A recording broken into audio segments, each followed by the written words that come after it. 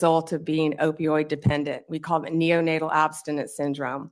We fought to educate mothers. We fought that issue as well.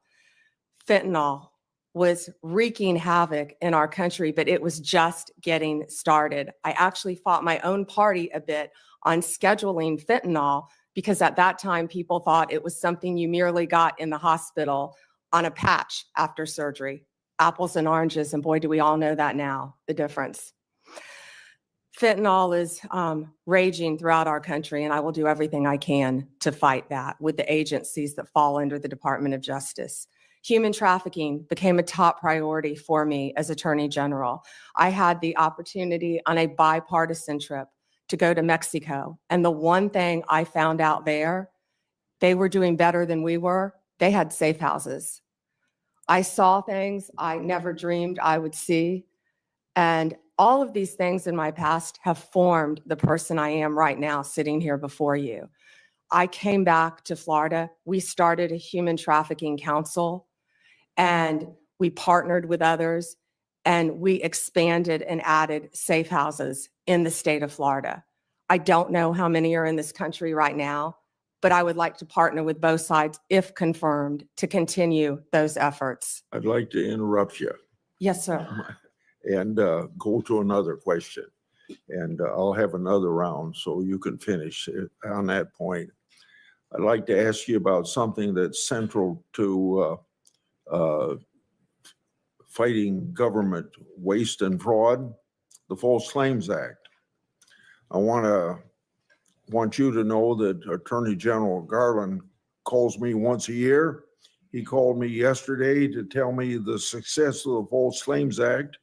Since 1986, when I got it passed and President Reagan signed it, it's brought in $78 billion as of yesterday, his report, $2.9 billion for the year of 2024. Most of that's because of patriotic whistleblowers who found the fraud and brought the cases forward at their own risk. The Supreme Court has long upheld the law's constitutionality, but I want you to know, in your view, is the False Claims Act constitutional? Before you answer that, one time in the 1990s, one of the attorney generals said it wasn't constitutional, and when that same person by the name of Barr was back 5 years ago to be attorney general, he said it was constitutional. So if confirmed, will you commit? Well, answer that first question. Do you think it's constitutional? Would you defend the constitutionality of it? I would defend the constitutionality, of course, of the False Claims Act, okay. Senator. Last question. If confirmed, would you commit to continuing DOJ's defense of the constitutionality of it? And will you assure the entire staff and funding levels to properly support and prosecute false claim cases? Senator, the False Claims Act is so important, and especially by what you said with whistleblowers as well, and the protection and the money it brings back to our country. Yes, sir. Thank you for your answers. Senator Durbin. Thank you, Senator Grassley. Ms. Bondi, if you're successful in your nomination, this Democrat would like to give you 3 words of advice. Answer Grassley's letters. You'll never hear the end of it if you don't. At issue, I believe, in this nomination hearing is not your competence nor your experience. At issue is your ability to say no. More than any other cabinet official, the Attorney General has to be prepared to put the Constitution first and even tell the President of the United States you're wrong. The political danger and personal costs of such a decision are well documented. You have only to ask former Attorney General Jeff Sessions and Bill Barr, whom Donald Trump sacked for lack of loyalty. And so I have 3 basic questions I'd like to ask you. Most Americans believe that central to the peaceful transition of power in a democracy is the acceptance of the results of an election. To my knowledge, Donald Trump has never acknowledged the legal results of the 2020 election. Are you prepared to say today under oath without reservation that Donald Trump lost the presidential contest to Joe Biden in 2020? Ranking Member Durbin, President Biden is the president of the United States. He was duly sworn in, and he is the president of the United States. There was a peaceful transition of power. President Trump left office and was overwhelmingly elected in 2024. Do you have any doubts that Joe Biden had the majority of votes, electoral votes necessary to be elected president in 2020? You know, Senator, all I can tell you as a prosecutor is from my firsthand experience. And I accept the results. I accept, of course, that Joe Biden is president of the United States. But what I can tell you is what I saw firsthand when I went to Pennsylvania as an advocate for the campaign. I was an advocate for the campaign, and I was on the ground in Pennsylvania, and I saw many things there. But do I accept the results? Of course I do. Do I agree with what happened? And I saw so much. You know, no one from either side of the aisle should want there to be any issues with election integrity in our country. We should all want our elections to be free and fair, and the rules and the laws to be followed. I think that question deserved a yes or no. And I think the length of your answer is an indication that you weren't prepared to answer yes. Have you heard the recording of President Trump on January 2nd, 2021, when he urged the Secretary of State of Georgia to, quote, find 11,780 votes and declare him the winner of that state? No, I've heard about it through clips, but no, Senator, I've not heard it. What was your reaction to President Trump making that call? I would have to listen to the tape, Senator. Well, the quote that I give you is exact. He said to the Georgia Secretary of State, find 11,780 votes. Do you have the entire context of that call? I feel like it was much longer than that and may have been taken out of context. It was an hour long. Right. And you can certainly listen to it. I hope you will. Every American should. As a former prosecutor, are you not concerned that the President of the United States called a state election official and asked him to find enough votes to change the results of the election?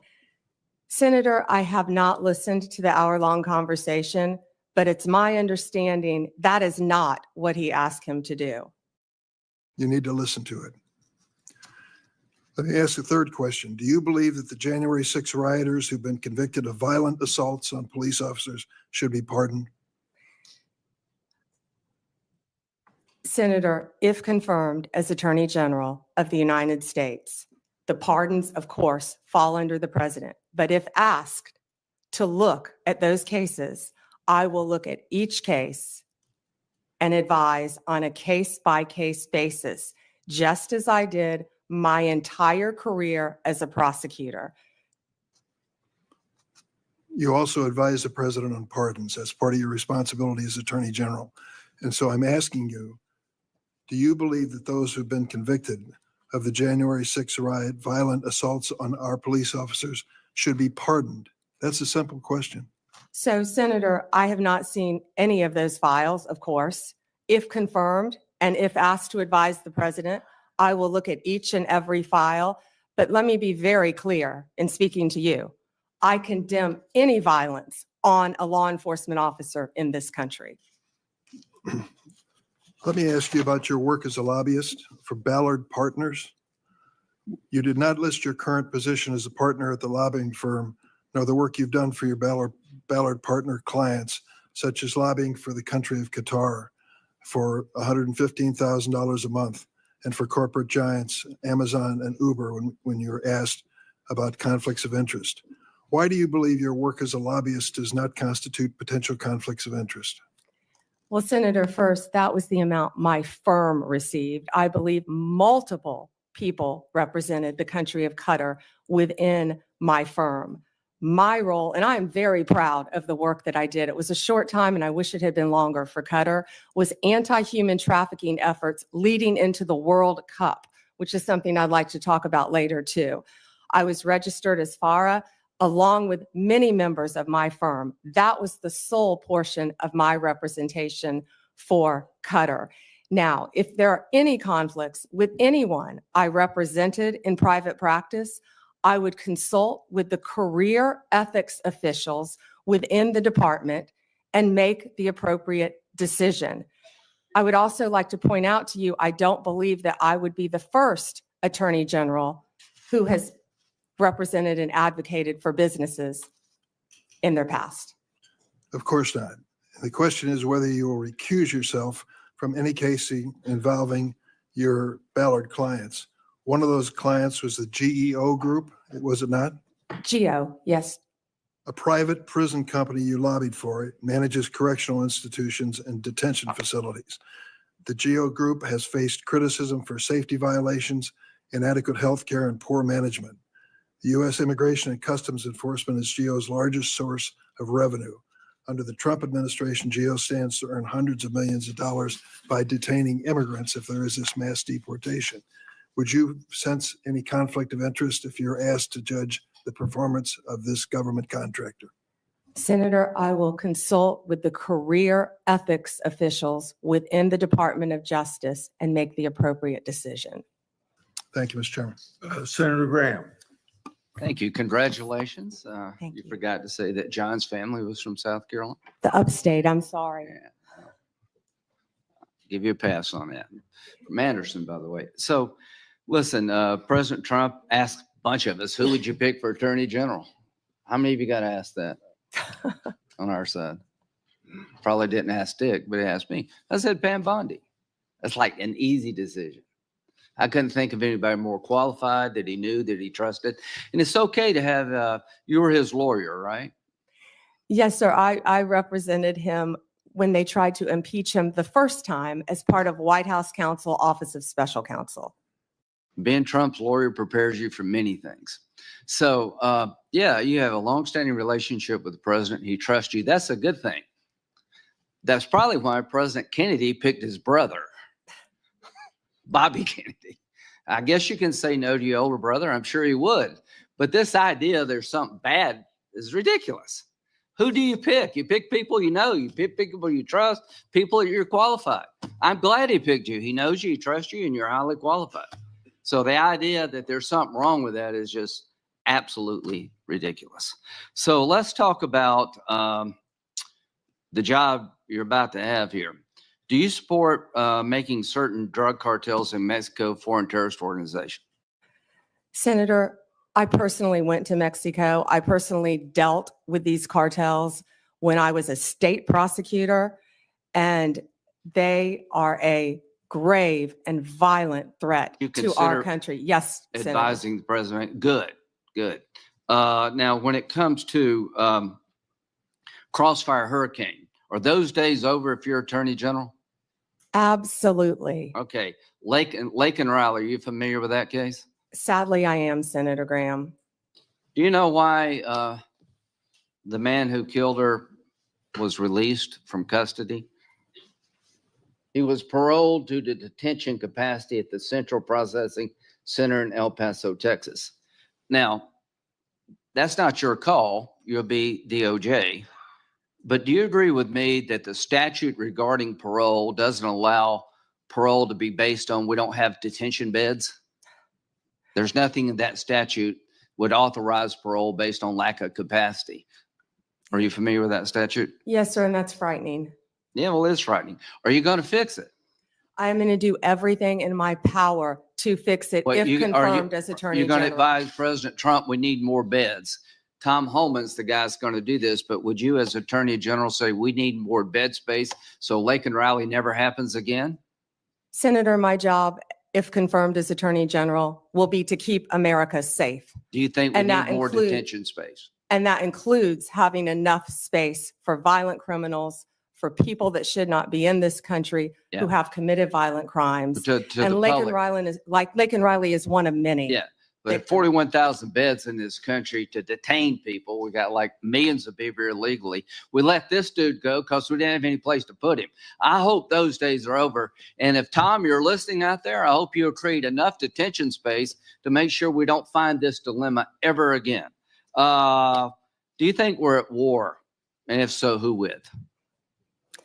Oh, Senator, we're at war on so many fronts. Are we at war with ISIS? Of course, we're at war with ISIS. They're at war with us. Do you agree with that? Absolutely, Do Senator. you think since our withdrawal from Afghanistan, threats to our homeland have gone up from ISIS? Yes. Okay, March 7th, 2024, General Corella. I assess ISIS-K retains the capability and will to attack the U.S. and Western interests abroad in as little as 6 months with little or no warning. That's March of 2024. General McKenzie, ISIS-K has a strong desire to attack the United States after it began to grow in Afghanistan following U.S. exit in August 2021. He also stated the threat to ISIS-K from ISIS-K is growing. Major General Quantock, the U.S. remains target number one for ISIS-K. Do you agree with that? Senator, I don't have my security clearance, but from everything I've read and heard, ISIS is one of the greatest threats. Okay, well, when you get your security clearance, you're going to find out these people are coming after us and they want to kill us. So I would like to have a strategy to deal with the ISIS threat that's beyond just the law enforcement model. Does that make sense to you that we should use every tool in the toolbox? Senator, that includes wrapping in our state and local officials too, and better cooperation throughout our country and our world. I totally agree. Do you support reauthorizing FISA in 2025? Senator, I believe 702 is up in 2026. Okay, I'm I sorry, believe it's 26. 2026, and we will closely be looking at that. FISA is a very Do you important agree tool. that the 702 provides important intel gathering capability to protect our nation? Extremely important. Okay. So, Pam, you're about to step into a job that's one of the most important jobs in any democracy. Let's go back to pardons. If I'm a lawyer for somebody in jail, would you promise to listen to the application and read it before you made a decision? Yes. Okay. No matter who you are. Good. That's the way it works. People want to bargain with you up here. Will you do this? Will you do that? All I ask you to do is call it as you see it, hire good, competent people, and give the president the best legal advice you can, run the Department of Justice in a manner that other people would want to join it one day. Growing up, I had a fondness for the FBI. I watched the show, I think it's every Sunday, wanted to be an FBI agent. Right now, the FBI needs an image overhaul. So you have a real task ahead of you in two areas: to restore trust to many Americans who have lost trust in the Department of Justice, and to make sure that this country is safe from drug cartels that are killing 3,000 Americans every 2 weeks for money, to go after these people and to protect our homeland that's under siege. I think you're the perfect pick at one of the most dangerous times in American history, and I look forward to supporting you.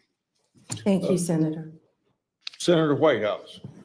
Thank you, Chairman. Welcome, Ms. Bondi. Thank you, Senator. And thank you for meeting with me. I greatly appreciate that. It was a pleasure. Ms. Bondi, you were a courtroom prosecutor for a great many years. As a courtroom prosecutor, did you ever have an enemies list? No, Senator. And you went on to be Florida's Attorney General. As Florida's Attorney General, did you ever have an enemies list? No, Senator. As Florida's Attorney General, you were responsible for hiring into the Florida Department of Attorney General, correct? Senator, the Attorney General's office in Florida is the third largest in the state, approximately 1,400 employees and approximately 400 lawyers. Only California and Texas are our bigger offices. And you were So, responsible yes. for hiring into that office while you were Attorney General? Yes. Would you Senator. have hired someone into the Florida Attorney General's office who you knew had an enemies list? Senator, to cut to the chase, you're clearly talking about Kash Patel. I don't believe he has an enemies list. He made a quote on TV, which I have not heard. I saw your sign, or Senator Durbin's sign, about Kash. But I know that Kash Patel has had 60 jury trials as a public defender, as a prosecutor. He has great experience in the Intel Department, Department of Defense. I have known Kash, and I believe that Kash is the right person at this time for this job, You'll have the ability to question Mr. Patel. And I'm when- questioning you when right you now do. about whether you will enforce an enemies list that he announced publicly on television. Oh, Senator, I'm sorry. There will never be an enemies list within the Department of Justice. Thank you. The FBI's, what is the FBI's role in national security and counterterrorism, and how important is that role? You know, Senator, I believe now more than ever, counterterrorism is so important and vital in our country. We are facing such incredible threats here and abroad. If I'm sure many of you saw former FBI Director Wray's interview on 60 Minutes, he talked about the threats that, frankly, again, I don't have my security clearance, Yeah, but the but threats given that- facing us, Senator, from China right now that are so great. With Given the that- sleeper cells within our country. Given that importance, is it responsible to call for shutting down the FBI's counterterrorism and national security work? And will you, as Attorney General, impede or shut down the FBI's counterterrorism and national security work? Two Senator, questions. I believe that national security is vital right now for our country on so many fronts. I could continue to And discuss the many FBI's others. role in that, And the FBI plays a vital role in counterterrorism which you throughout will or our will world. not shut down? I will look at each agency. I have no intention of shutting anything down right now, Senator. I am not in that office yet. And if confirmed, I will look at each individual agency and how it should be managed. But counterterrorism right now in our world is vital. You have said that Department of Justice prosecutors will be prosecuted in the Trump administration. What Department of Justice prosecutors will be prosecuted and why? I said that on TV. I said prosecutors will be prosecuted, to finish the quote, if bad. Investigators will be investigated. You know, we all take an oath, Senator, to uphold the law. None of us are above the law. Let me give you a really good example of a bad lawyer within the Justice Department, a guy named Klein Smith, who altered a FISA warrant, one of the most important things we can do in this country. So will everyone be held to an equal, fair system of justice if I am the next Attorney General? Absolutely. And no one is above the law. Under what circumstances will you prosecute journalists for what they write? I believe in the freedom of speech. Only if anyone commits a crime. It's pretty basic, Senator, with anything, with any victim. And this goes back to my entire career for 18 years as a prosecutor and then 8 years as Florida's Attorney General. You find the facts of the case, you apply the law in good faith, and you treat everyone fairly. And it would not be appropriate for a prosecutor to start with a name and look for a crime. It's a prosecutor's job to start with a crime and look for a name, correct?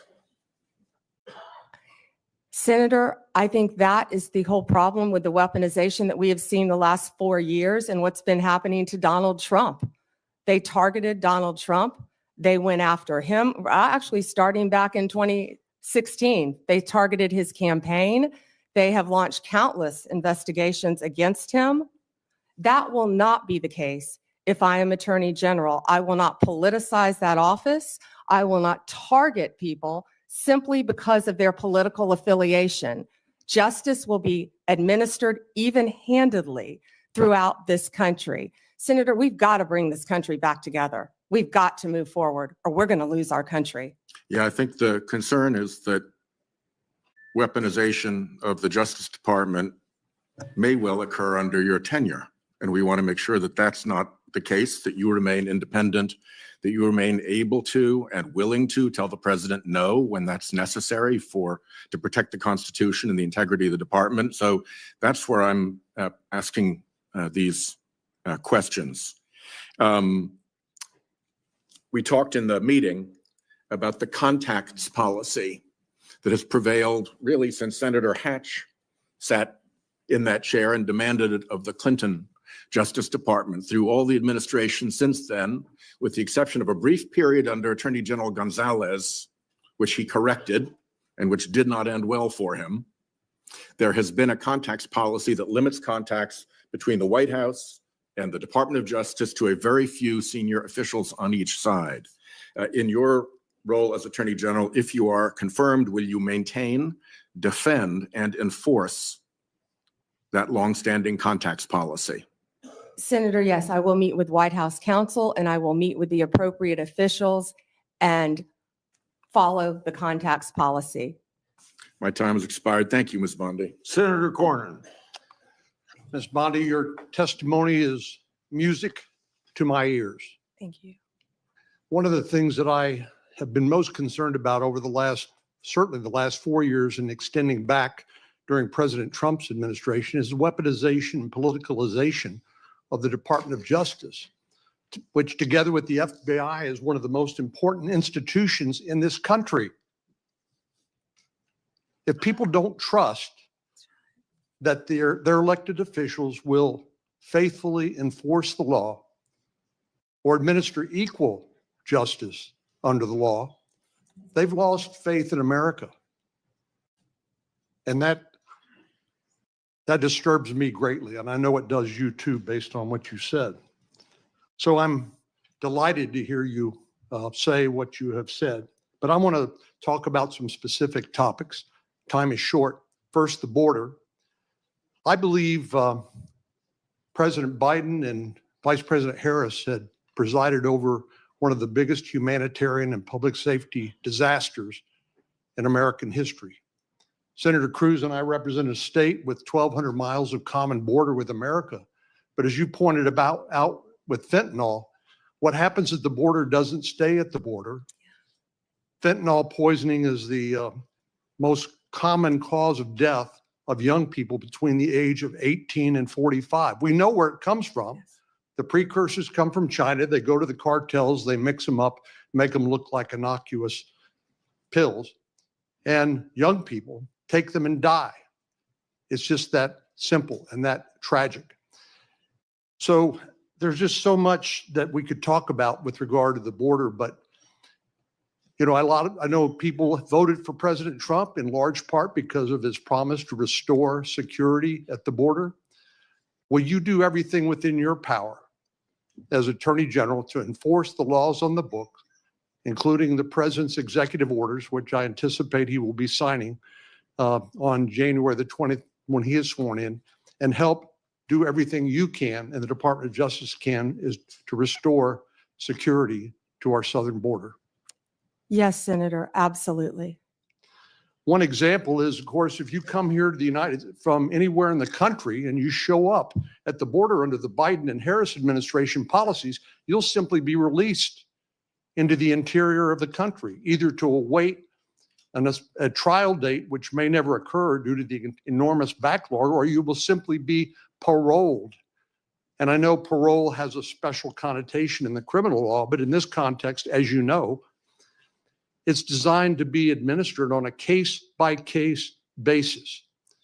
Yet President Biden and Vice President Harris had granted parole, that is, released people into the United States on a categorical basis, or anybody who shows up, or because they don't have the detention facilities to keep them.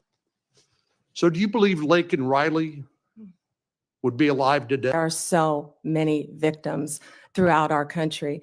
Not only that, we're all familiar with the violent gangs who are coming into our country, walking into our country freely through the open border. The cartels, the gangs, Venezuela's let people out of their prisons. It's been reported. I don't have the security clearance yet to see what's happening, but I know, we all know, there are criminals throughout our country, and it is my commitment to you on both sides of the aisle that I will do everything in my power with the agencies that fall under me if I am confirmed to make America safe again. We have to do that, Senator. Well, many of us, of course, see classified information on the Intelligence Committee or just generally in our duties as a senator. And so you're not going to feel any better about the blinking lights, the danger that Director Wray has talked about. In my closing moments here, I want to revisit an issue that is of particular importance. 60% of the president's daily brief, which is the intelligence brief that the Director of National Intelligence and the CIA director delivered to the president, comes from Section 702 of the Foreign Intelligence Surveillance Act. I've called this the most important law that most people have never heard of. I know you have, and you're familiar with it, but I want to ask you a few questions about that. It's been called the crown jewel of U.S. intelligence. And of course, it cannot be legally used to spy on American citizens. And if it is, it ought to be prosecuted to the fullest extent of the law. I know you would agree with that. But there have been some, as you know, and as you pointed out to Senator Graham, we have a temporary extension of the existing authorization for the use of the intelligence community to target foreign threats to our national security that expires in 2026. And I'd like you just to confirm here on the record that you will enforce that law and you can support the law as it is written. Senator, I haven't read the entire 702 in front of you, but I will commit to reading that and doing everything I can to keep America safe again. Of course you will. So Director Ratliff, who's going to be, I'm going to go to his hearing on for CIA director. Of course, he was confirmed as Director of National Intelligence.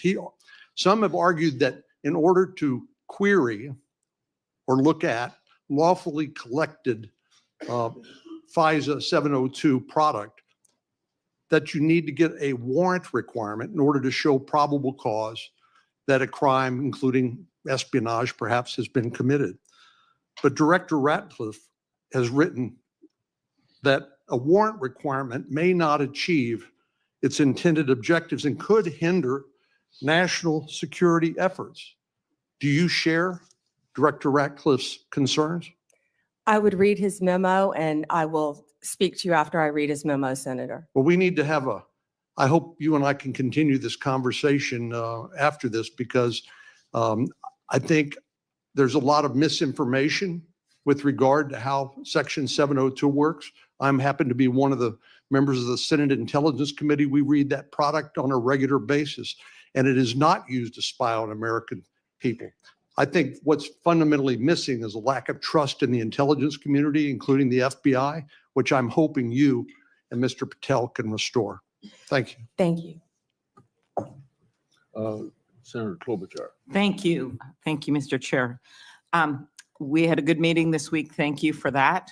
And I appreciated your priorities on human trafficking that you mentioned today, that work, as well as fentanyl and some of your other prosecution experience. We had some similar backgrounds in doing that. And I want to talk about, first of all, the U.S. Attorney's Office in Minnesota, one of the premier offices in the country. This office has been instrumental in combating violent crime, dismantling street gangs, taking fentanyl off our streets, enforcing civil rights laws after George Floyd's murder, ensuring victims of fraud get justice. Do you agree that it should be a priority to support U.S. attorneys, frontline prosecutors, and case agents who work hard every single day on our streets? Senator, I think that is one of the most important things in our country right now. And there are so many good men and women within the Justice Department throughout our country, as well as all the law enforcement agencies. Yes, they work very hard and they will be supported. I'm concerned about some of the proposals that could put cuts in the COPS program, burn JAG programs. I know you're familiar with those. Senator Murkowski and I lead the COPS reauthorization bill. Just will you commit to continue to support those programs? Senator, I will read everything about those programs because that is a top priority of mine, and I would love to meet with you on that and Senator Murkowski to support law enforcement and those programs. Thank you. Independence from political interference is vital to the legitimacy and success of the Department of Justice. I was honestly troubled by some of the answers to Senator Durbin's questions. We will continue that discussion, I'm sure, on the committee about the election. But I want to focus on the investigation, charging decisions. As a prosecutor, I'm sure you had this experience. I would get calls from people, hey, that's just a kid, give him a break. And I remember one answer I gave was, he's 40 years old, he's not a kid. But that kind of interference is attempted all the time. And one of my concerns here, whether it's a call from a friend, a corporate lobbyist, a White House, it has been very clear that the attorney generals of both parties have established clear policies to ensure the White House doesn't tamper with criminal investigations and prosecutions. At Attorney General Mike McCasey's hearing, he made clear that any attempt by the White House, and these are the words, to interfere with a case is not to be countenanced. Any call to a line assistant or to a United States attorney from a political person relating to a case is to be cut and curtailed. Do you agree with this statement? Senator, yes, I believe that the Justice Department must be independent and must act independently. The number one job is to enforce the law fairly and even-handedly, and that's what will be done if I am confirmed as the Attorney General. So you will provide an assurance to every member of this committee that the Justice Department will only follow the facts and the law, and the White House will play no role in cases investigated or brought? Senator, it will be my job, if confirmed as Attorney General, to make those decisions. Politics will not play a part. I've demonstrated that my entire career as a prosecutor, as Attorney General, and I will continue to do that if you confirm me as the 87th Attorney General of the United States of America. In an earlier question, with some of my colleagues talked about China and the risk, yet you have a nominee from this incoming administration, Kash Patel, the pick to head the FBI, have serious concerns about him, has referred to the FBI's Intel Division, which is responsible for protecting us from foreign adversaries like China, as, quote, the biggest problem the FBI has had. And he said that he wants to, quote, break that component out of the FBI. Do you agree? I have not seen those comments from Mr. Patel. I would review them, but we have to do everything we can to protect our country. Again, Mr. Patel would fall under me and the Department of Justice, and I will ensure that all laws are followed, and so will he. Okay. There are many decisions made by the FBI director, having seen a number of them do their work, that can be made. While I agree you would be the boss of Kash Patel, I'm not sure that you would be able to intervene with every decision or position that he had or know what he's doing. So let's continue. Do you agree it is a duty of the Justice Department to defend the laws Congress passes? And will you commit to do even when the president may disagree with an act campaigned against its passage or called for its repeal? President Reagan's AG, William French Smith, said the department policy was the department has the duty to defend an act of Congress whenever a reasonable argument can be made in its support. So I'm specifically referring to the 2022 law that I long led, that we passed to empower Medicare to negotiate drug prices, major savings for seniors. Will you commit to defend the law against the lawsuits from Big Pharma? Senator, I was involved in big pharma cases when I was Attorney General of the state of Florida, and I will commit to protect the laws of the United States of America. Okay, thank you. That would also, same question, with the Supreme Court is going to be hearing a challenge to the Affordable Care Act's coverage of preventative services. And despite the fact that you twice joined suits to have the entire Affordable Care Act invalidated, will you commit to defending this law? Yeah, I believe this is very different. It's a very isolated, it's different. It's not the entire Affordable Care Act, but I will, it's pending litigation, of course, within the department.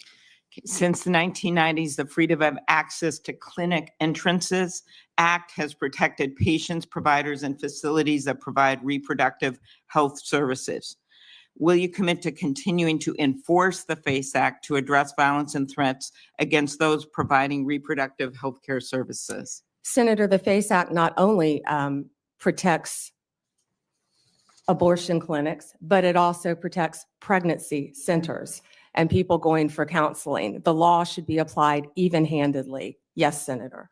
So you'll uphold the enforcement of that law? I'll uphold the enforcement of the law, Senator. Okay, and I will ask my antitrust questions in the next round. We had a good discussion about that, and I do appreciate the nominee that has been put in place for the Antitrust Division, and there's incredibly important work that has to be done in that division. So Gail thank Slater you. is remarkable. Thank you. Thank you.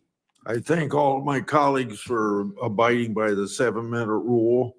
Before I call on Senator Lee, I want everybody to plan on our first break would be about 11:50, and that would be 30 minutes for lunch. Senator Lee.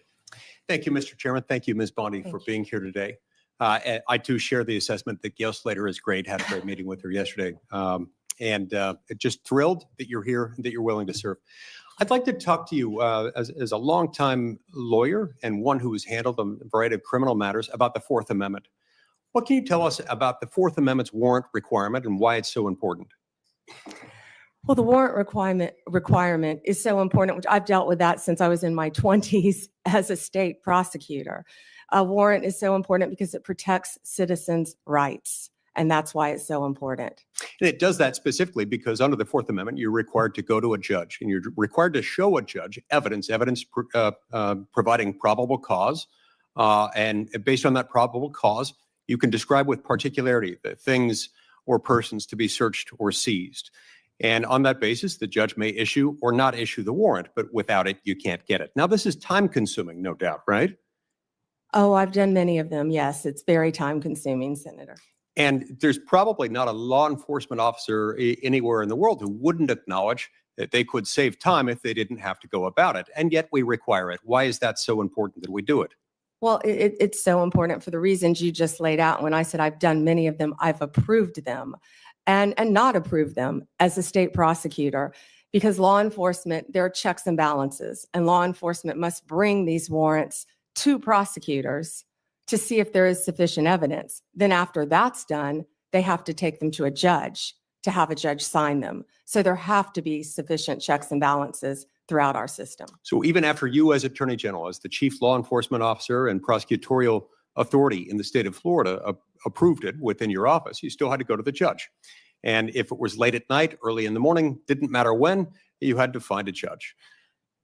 All hours of the night. That was more when I was a state prosecutor. As Attorney General, the office of the statewide prosecutor, Nick Cox, would have done that many, many times at all hours throughout the night and woken up many, many judges throughout the state of Florida. Is there an exception to the warrant requirement that exists anytime it would be inconvenient for prosecutors or anytime national security might be involved? I'm not certain about national security, but absolutely no for a state Right. prosecutor. Yeah. There's No exception. There's no catch-all exception that just says this is important or it would be inconvenient for the prosecutor, and with good reason. Right. We've learned through sad experience over many hundreds of years, not only in our own country, but also in that of our mother country, what happens when you don't have this in the loop. So you've been asked today a little bit about Section 702 of the Foreign Intelligence Surveillance Act, also known as FISA. There are those who have repeatedly assured members of this committee, including myself, that don't worry, content of phone calls or electronic communications involving American citizens, sometimes resulting in the quote unquote incidental collection of American citizens' private conversations. Don't worry, their Fourth Amendment rights are just fine. And yet, when they incidentally collect the communications of American citizens, either because they're perhaps unwittingly talking to somebody who might be an agent of a foreign power and themselves under 702 surveillance, they get onto this big database. And at times, there are those in the government, including the Federal Bureau of Investigation, who have gotten into that database and done so, of course, without a warrant because there currently is no warrant requirement. this has the effect of what we call a de facto backdoor warrantless search. Would you agree with me that that is potentially concerning anytime an American citizen's private conversations are intercepted, stored, whether as an incidental collection or otherwise? They ought not be searched without some kind of probable cause showing. I assume you'd agree with me on that. Yes.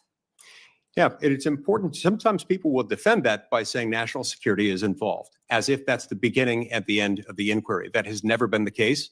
And I hope and pray it never will be the case, because that's not what the Fourth Amendment says, not what it does, not what it ever can be. So it's my sincere hope that the next time FISA 702 comes up for reauthorization, Congress finally do what it has been avoiding for a long time, which is to ensure that this doesn't happen. We've heard again and again from people who, if you're confirmed to this position, will soon be your predecessors, prior occupants of the position to which you've been nominated and to which Mr. Patel has been nominated.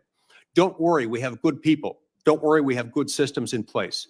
Don't worry, it's as good as a warrant requirement, the internal approval procedure that we have within our system. And yet we found out time and time again that this has happened by some accounts, hundreds of thousands of times.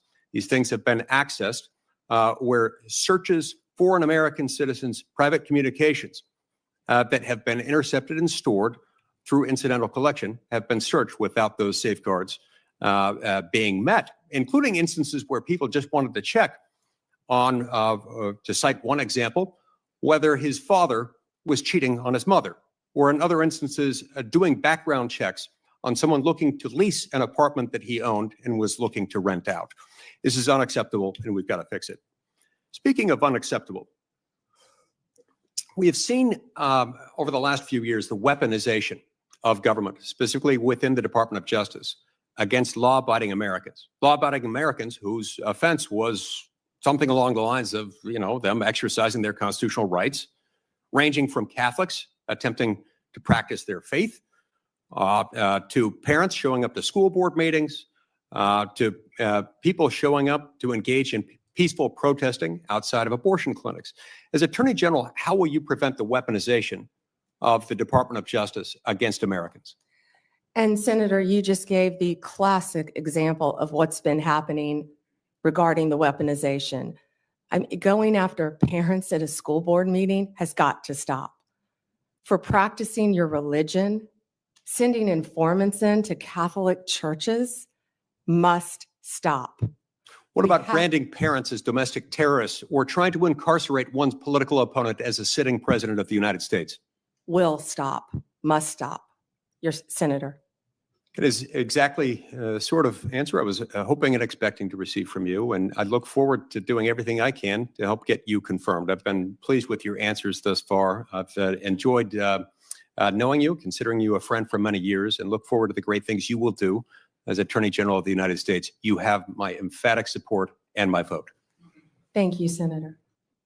Senator Coons. Thank you, Mr. Chairman. Welcome, Attorney General Bondi, and to your family Thank and you. supporters. Thank you for your service, and I look forward to our conversation today. I have a simple three-factor test when considering the executive branch nominees before us. Do you have the qualifications and experience to do the job, policy views to do the job in the best interest of the American people, and the character and integrity to conduct your job, and yours in particular, with the independence that the role requires? You demonstrably have the relevant experience. I understand we will not see eye to eye on some or even many policies, but we had a constructive conversation last week about our shared interest in fighting the opioid epidemic, countering human trafficking, criminal justice reform, and supporting law enforcement. But I need to know that you share a core value, ensuring the Department of Justice remains free from partisan or political influence, in particular by the White House. So I look forward to our discussion about that today. As Attorney General, if confirmed, who would be your client? My oath would be to support and defend the Constitution of the United States of America. The people of America would be my client. And it is also my job to advise the president. My client are the people of America. A simple question of constitutional interpretation. Is President-elect Trump eligible to run for another term as president in 2028? No, Senator, not unless they change the Constitution. Thank you. One of the concerns I've raised with you is safeguarding the Department of Justice's independence in the face of some promises on the campaign trail by then candidate Trump that he would use the department to target his political adversaries, or that he might interfere with prosecution. What would you do if your career DOJ prosecutors came to you with a case to prosecute, grounded in the facts and law, but the White House directs you to drop the case? Senator, if I thought that would happen, I would not be sitting here today. That will not happen, will not happen. Every case will be prosecuted based on the facts and the law that is applied in good faith, period. Politics have got to be taken out of the system. I This agree with department you. has been weaponized for years and years and years, But let and me, it has if to I might, stop. thank you. Let me, if I might, Madam Attorney General, refer you back to Senator Durbin's opening comments about previous attorneys general, our former colleague, Jeff Sessions, Bill Barr. I don't think it's credible to say that it may never happen that the president-elect would direct an unethical or illegal act. I think both of those attorneys general found themselves crosswise with the then president by doing things he didn't welcome or approve of. Just answer the question for me, if you would. I know you may not expect it.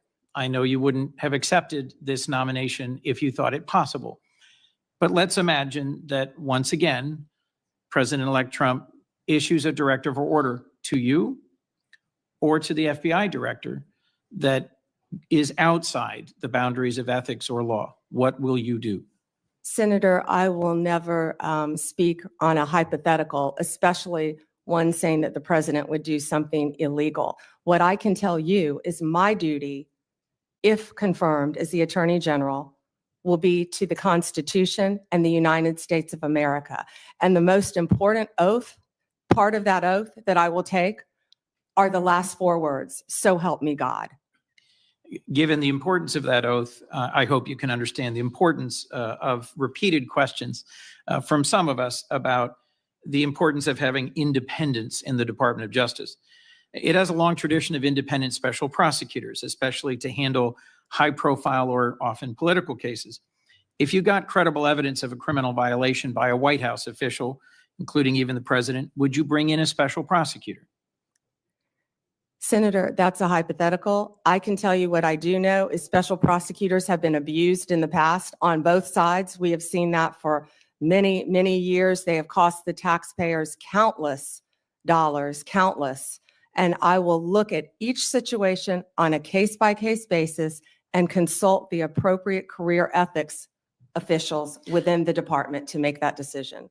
Attorney General, do you think special counsels need to be confirmed by the Senate? I will follow the law and I will consult with the appropriate ethics officials regarding the law. Right now, they do not need to be Senate confirmed, of course. But you did sign an 11th Circuit brief arguing that they should be. I will follow the law, Senator. That's why I said that. Understood. But I was just getting to the clarity about the difference between a Absolutely. position you've advocated and what the current law is. Thank you for that. Look, bluntly, to me, refusing to answer a hypothetical when there is clear and concrete previous history raises some concerns for me. I think Chris Wray has done an outstanding job as FBI director at avoiding political pressure. And although he was chosen by President Trump, he's being driven out so that he can be replaced. My perception, I've not yet met with Mr. Patel, by a loyalist who has publicly said he will do what the president asks him. Given that Attorney General Barr was asked to go find evidence of election interference and improprieties, went and looked for the evidence and said, I can't find any, and was then dismissed. I'm just going to ask you one last time. Can you clarify for me that in following ethics and the law, you'd be willing to resign if ordered to do something improper? Senator, I wouldn't work at a law firm. I wouldn't be a prosecutor. I wouldn't be attorney general. If anyone asked me to do something improper and I felt I had to carry that out. Of course, I would not do that. That's one of the main things you learn when you're a young prosecutor, is to do the right thing. And I believe that has continued with me throughout my very long career. As we discussed, protecting American invention and innovation, American intellectual property, is a real concern of mine and of several others on this committee. I look forward to talking with you about that pressing concern. But the most important question I had for you today is whether you will be willing and able to stand up to politicization and interference in the Department of Justice. And I look forward to further clarification from you about the specifics of that. Thank you, Mr. Chairman. Thank you. Thank you. Senator. Senator Cruz would be next, but he's not here, so I call on Senator Kennedy. Thank you, Mr. Chairman. Ms. Bondi, welcome. Congratulations. Can we agree that legitimacy is important to America's criminal justice system? Yes, Senator. Can we agree that legitimacy is important to the Department of Justice, which in part administers our criminal justice system? Yes, Senator. And if Americans come to believe that our criminal justice system or our Department of Justice is acting illegitimately, that makes Americans less likely to accept the results of that system, does it not?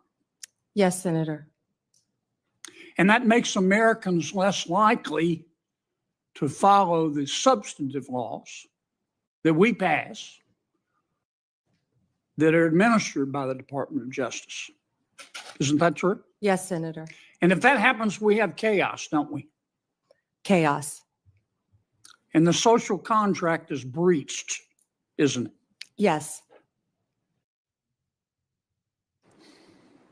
Do you remember a person by the name of Michael Avenatti? Yes. Several years ago, he was a media star here in Washington. An attorney, correct? Yes. He was a media star. And many members of our media loved him because he persistently bashed Donald Trump. And he was on TV every day. He was on CNN more than Wolf Blitzer. Do you know where Mr. Avenatti is today? I believe he's sitting in prison, Senator. He's in jail because he was a crook. And the Department of Justice helped put him there, didn't it? Yes, Senator. Do you remember a gentleman by the name of Sam Bankman-Fried? Yes, Senator. Boy genius. So smart and so powerful that he thought he could command the tides. So smart and so powerful and so rich that he would go to meetings with serious people like Bill Clinton, like Tony Blair, looking like a slob, looking like a fourth runner-up to a John Belushi lookalike contest. And he thought it was cute. Where's Mr. Bankman-Fried today? I believe he is in prison, and I believe that's from the Netflix series I saw as well. Mm-hmm. Because he's a crook. And who helped put him there? The Department of Justice, Senator. Can we agree that there's some really, really good men and women at the Department of Justice? many, many great men and women in the Justice Department, as well, Senator, as all the law enforcement agencies that fall within the Department of Justice. They're out there risking their lives, especially the law enforcement officers, every single day. Can we agree, though, that there have been and may be today some bad people at the Department of Justice? Yes, Senator. We don't know for sure because for the last 4 years, the curtains there have been tightly drawn. But I think a minority of people there have delegitimized America's criminal justice system. The most destabilizing act that I saw in the past 4 years, maybe in the history of the department, is when Attorney General Garland decided on the basis of dubious facts and untested legal theories to criminally prosecute a former president of the United States. And not only that, this is the special part. He decided to do it after the former president of the United States had announced that he was going to run against Attorney General Garland's boss, didn't he? Senator, are you referring to going after a political opponent? I think so. Now, this is one person's opinion. That kind of stupid takes a plan. And I say that because, number one, this is America. That had never happened before in America. That's the sort of thing that happens in a country whose Powerball jackpot is 287 chickens and a goat. It doesn't happen here. And I call it stupid because it broke the seal. It broke the seal. It normalized it. There are a lot of ambitious prosecutors in America, Democrat and Republican. And I'll bet you right now there's some prosecutor in a particular state thinking about, well, maybe I ought to file criminal charges against President Biden's inner circle for conspiring to conceal his mental decline. And that's the road we're headed down. And you've got to fix it, Counselor. You've got to fix it. And here's what, in my judgment, what I would ask you to do. Find out who the bad guys are and the bad women and get rid of them. Find out who the good people are and lift them up. But do it on the basis of facts and evidence and fairness. Because the temptation of some people is going to be, they're going to tell you, look, two wrongs don't make a right, but they do make it even. Don't resist that temptation. Help us restore legitimacy to the Department of Justice. Thank you, Senator. Thank you, Mr. Chairman. Welcome, Ms. Bondi, and to your family. Thank you. Thank you for visiting with me in my office. And I have to say, I'm sympathetic always to a former attorney general, particularly having been one myself. But I am, I have to say also, really troubled, deeply disturbed by some of your responses and non-responses to the question that you've been asked today. You say the right things, that you're going to be the people's lawyer. That's what you have to say to be here. But I believe being the people's lawyer means you have to be able to say no to the President of the United States. You have to speak truth to power. You have to be able to say that Donald Trump lost the 2020 election. You dodged that question when you were asked directly by Senator Durbin. You have to be able to say that January 6th insurrectionists who committed violence shouldn't be pardoned. You have to be able to say that a nominee for the FBI director who says he has an enemy list, and that's just the beginning of what he has said in terms of politicizing, deeply weaponizing the FBI against political opponents, that he shouldn't be the FBI director. You know,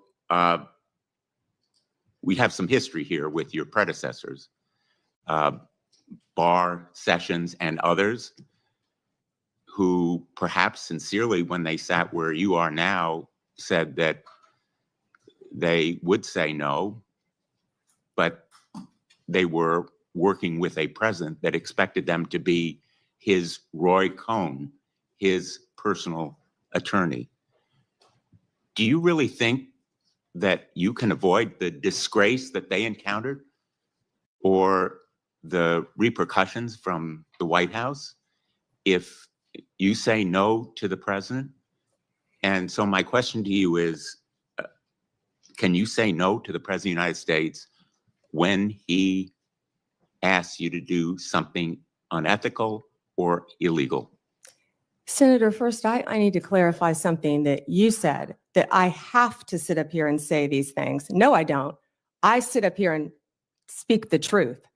I'm not going to sit up here and say anything that I need to say to get confirmed by this body. I don't have to say anything. I will answer the questions to the best of my ability.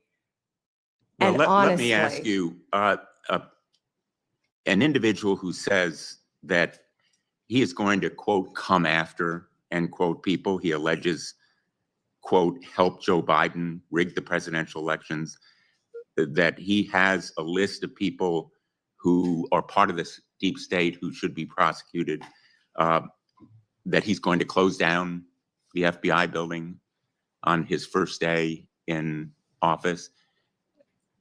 Is that a person who appropriately should be the FBI director? Aren't those comments inappropriate? Shouldn't you disavow them and ask him to recant them? Senator, I am not familiar with all those comments. I have not discussed those comments with Mr. Patel.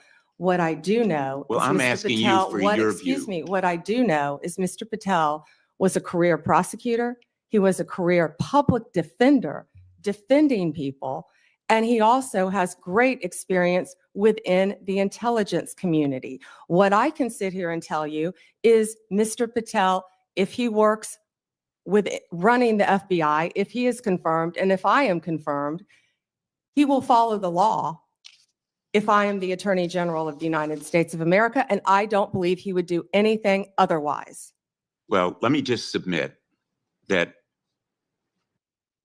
the response that I would have hoped to hear from you is that those comments are inappropriate and that you will ask him to disavow or recant them when he comes before this committee, because they are indeed chilling to fair enforcement and the rule of law. Let me ask you on another topic. When we met, I welcomed your support for the goals of the Kids Online Safety Act. And Senator Blackburn and I have spent a lot of time, devoted a lot of effort to the passage of the Kids Online Safety Act, which happened by an overwhelming vote of 91-3, 72 co-sponsors, including Vice President-elect Vance. I appreciated our discussion and your support for protecting kids online when we met last week. I'm hopeful that this area is one where we can work together. Can we count on your support in working together to protect kids online? Senator, absolutely, and thank you for that legislation. And Senator Blackburn, I believe in this world right now, we have to find the things we have in common. And that is certainly one of them, Senator, protecting our children from online predators. You've done so much on that front, and I thank you. I attempted to do that as well when I was Attorney General, but I am committed to working with you on anything we can do to protect our children.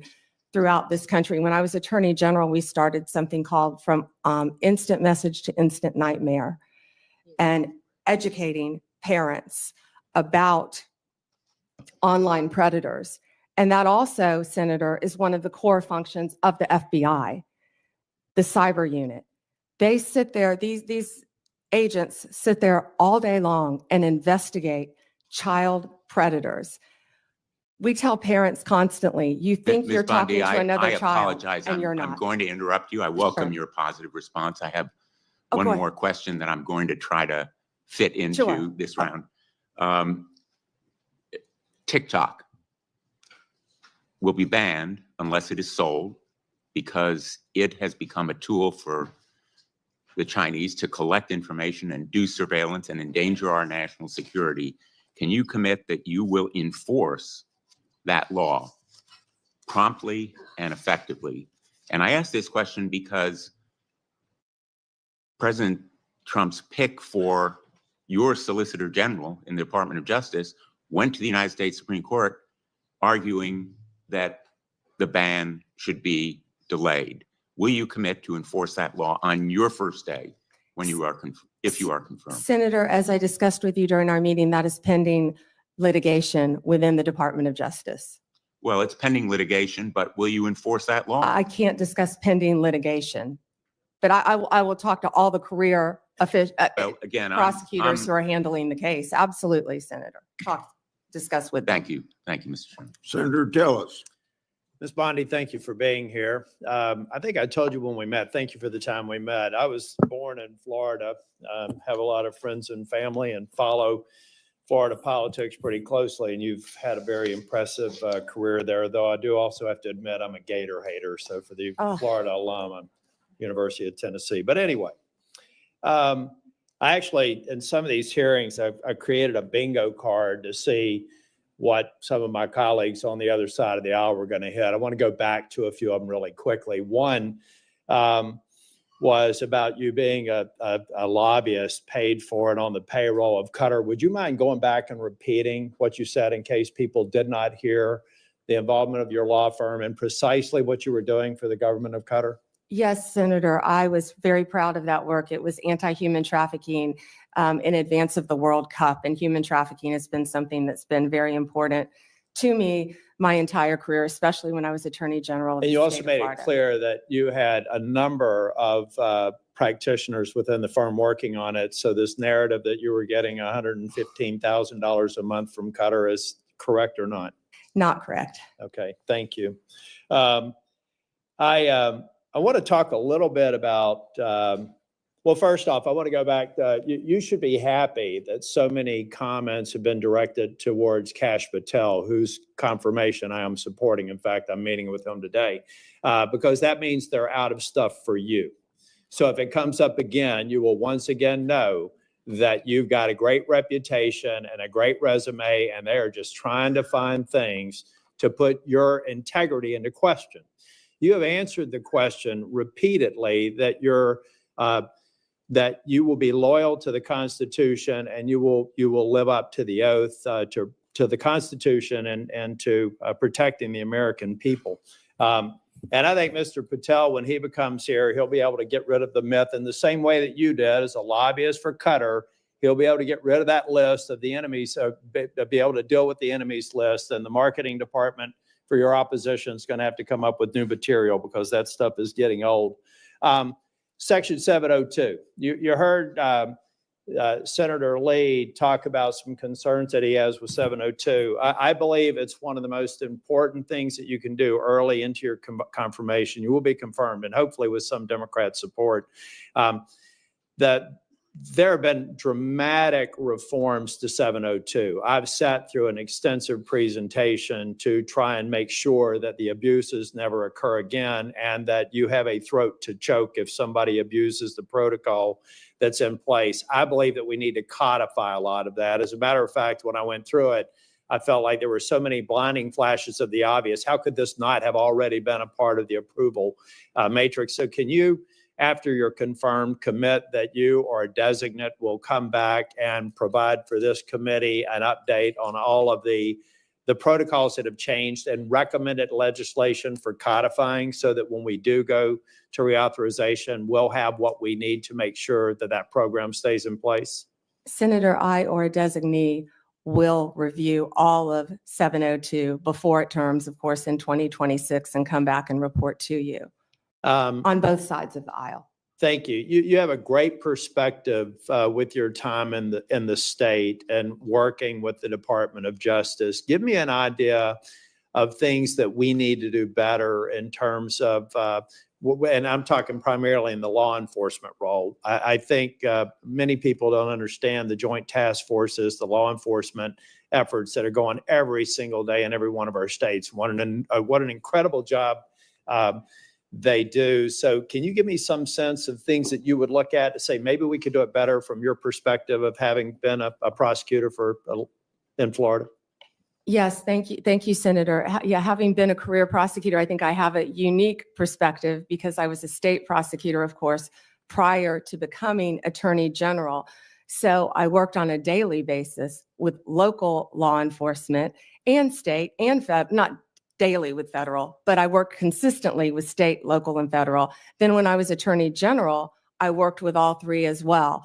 I feel like we have to have better coordination among all our agencies, especially given all the terrorism issues that we've discussed earlier in this hearing. We have to wrap in and communicate better with our local and state law enforcement officers throughout this country. There are so many great men and women in law enforcement, and we have to, I don't know exactly how yet, but we have to figure out a better way to work together with the federal authorities.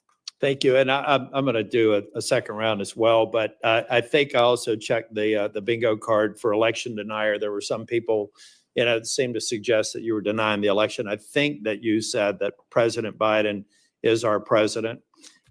President Biden is the president of the United States of America, and President Trump will be the 47th president. But I think you made a point that or at least I inferred from a comment that you made, a very important point. Folks, there are election improprieties in every election. The question is a matter of scale and whether or not you can prove it. We've seen it in North Carolina and seen it in other places. It's one of the reasons why I support voter ID, because we want to make elections easy to vote and hard to cheat. But the fact of the matter is people are cheating. So if anybody on this dais suggests that there aren't irregularities in every election, then they need to spend more time at home and really studying the facts. I don't think, though, that you've said that Biden is an illegitimate president. In fact, I think you said just the opposite. He is the president of the United States, and President Trump will be the next president, right? Yes. Okay.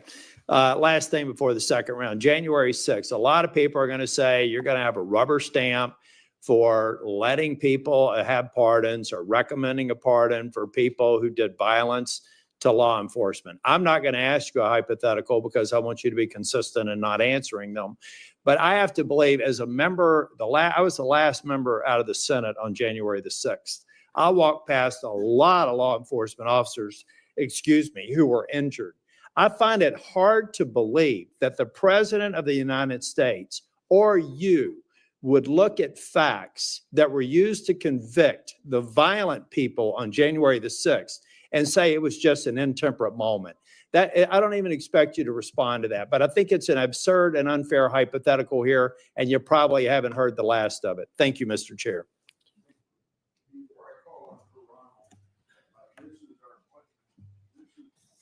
Before I call on Senator Hirano, after her and Cruz's testimony, then we'll take a lunch break, and that break will be for 30 minutes.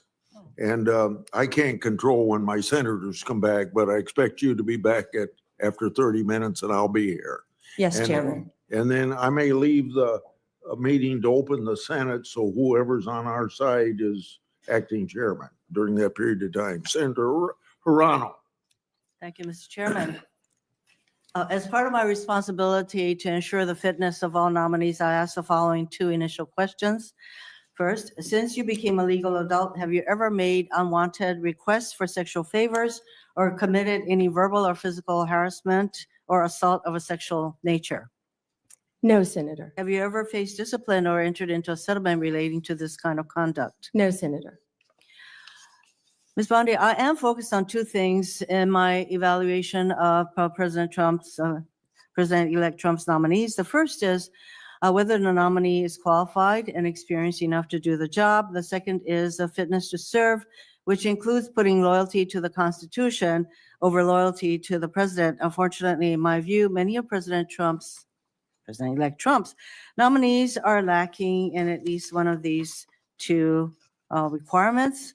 Ms. Bondi, your experience as a prosecutor is the kind of thing we would expect to see in a nominee for Attorney General, but I do have questions and concerns about potential conflicts of interest, about whether you will keep DOJ's law enforcement responsibilities independent of the president's political whims, and about whether you will let facts and evidence guide your decisions. So let's start with the importance of facts, which you say is important.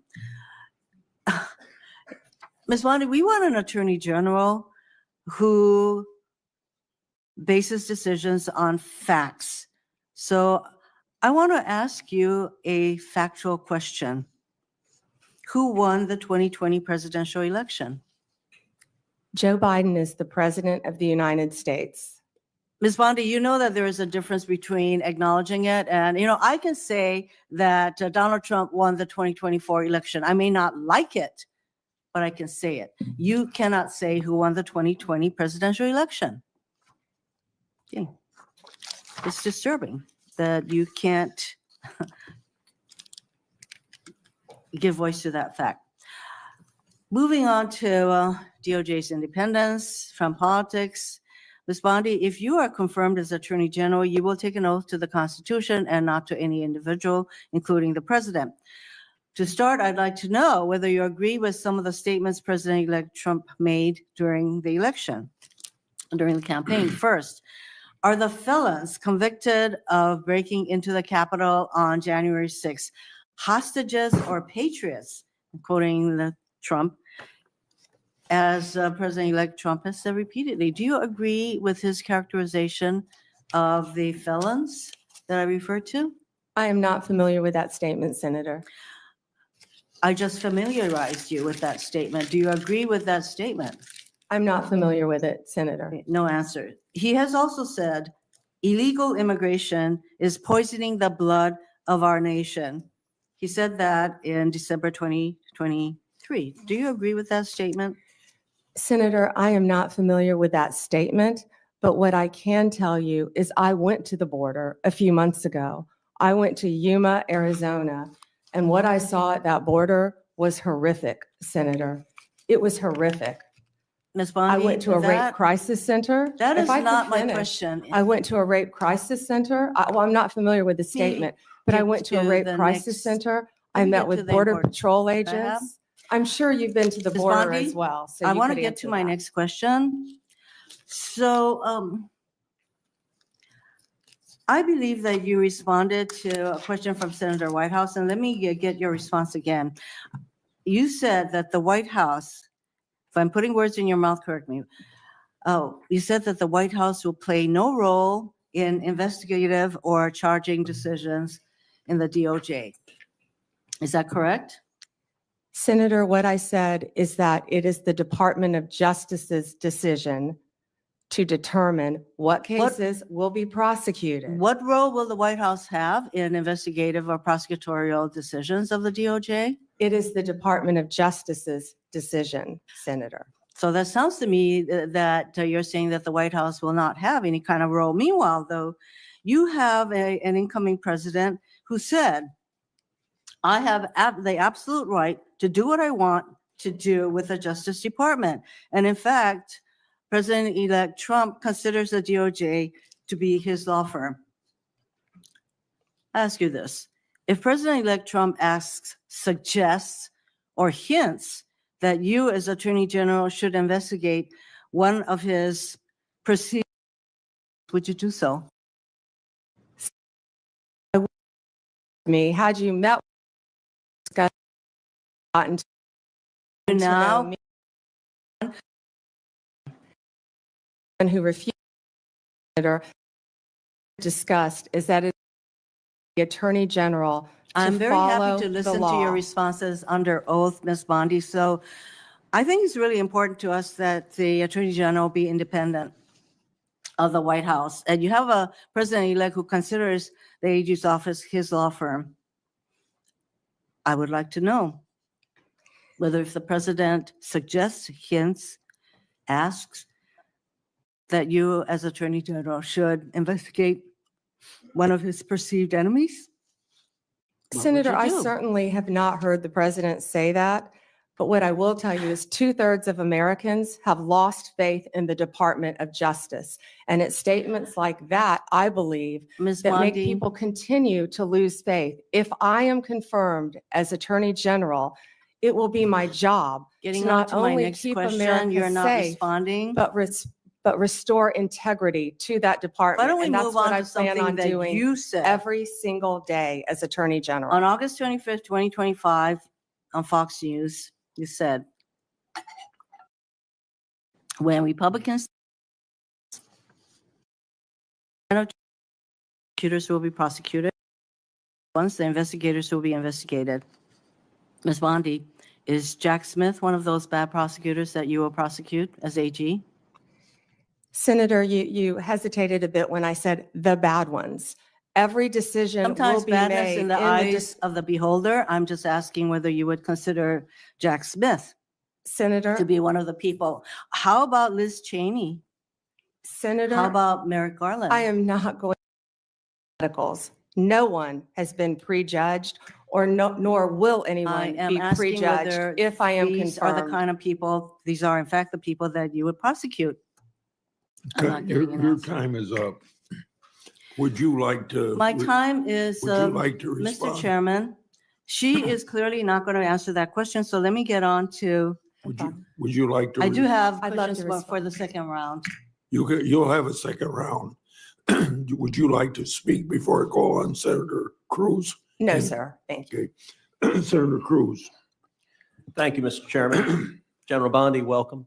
Thank you for Thank you. your long career in public service, and thank you for your willingness to take on this incredibly important office. You know, I have to say, I don't know that there is a more important position in this new administration than the position to which you have been nominated, Attorney General of the United States. I thought the exchange just a moment ago with Senator Hirono was illustrative.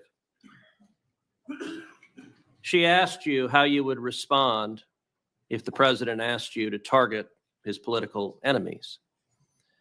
It's rather striking because it's not a hypothetical. It has happened over the last 4 years.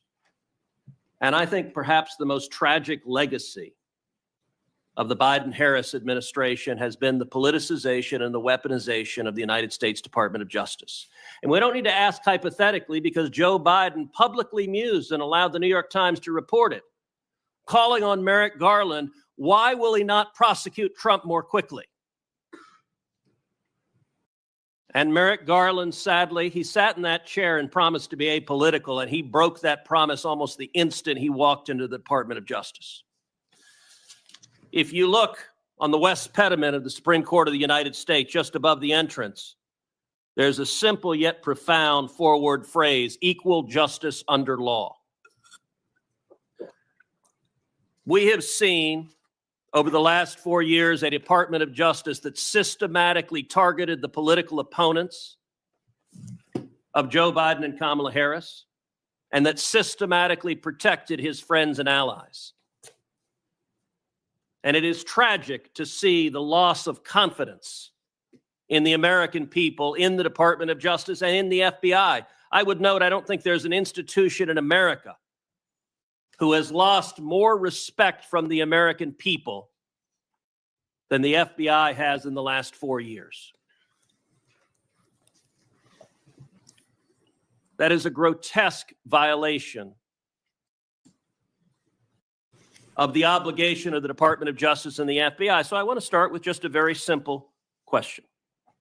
If you are confirmed as Attorney General, will you pledge to fairly and faithfully uphold the law regardless of party?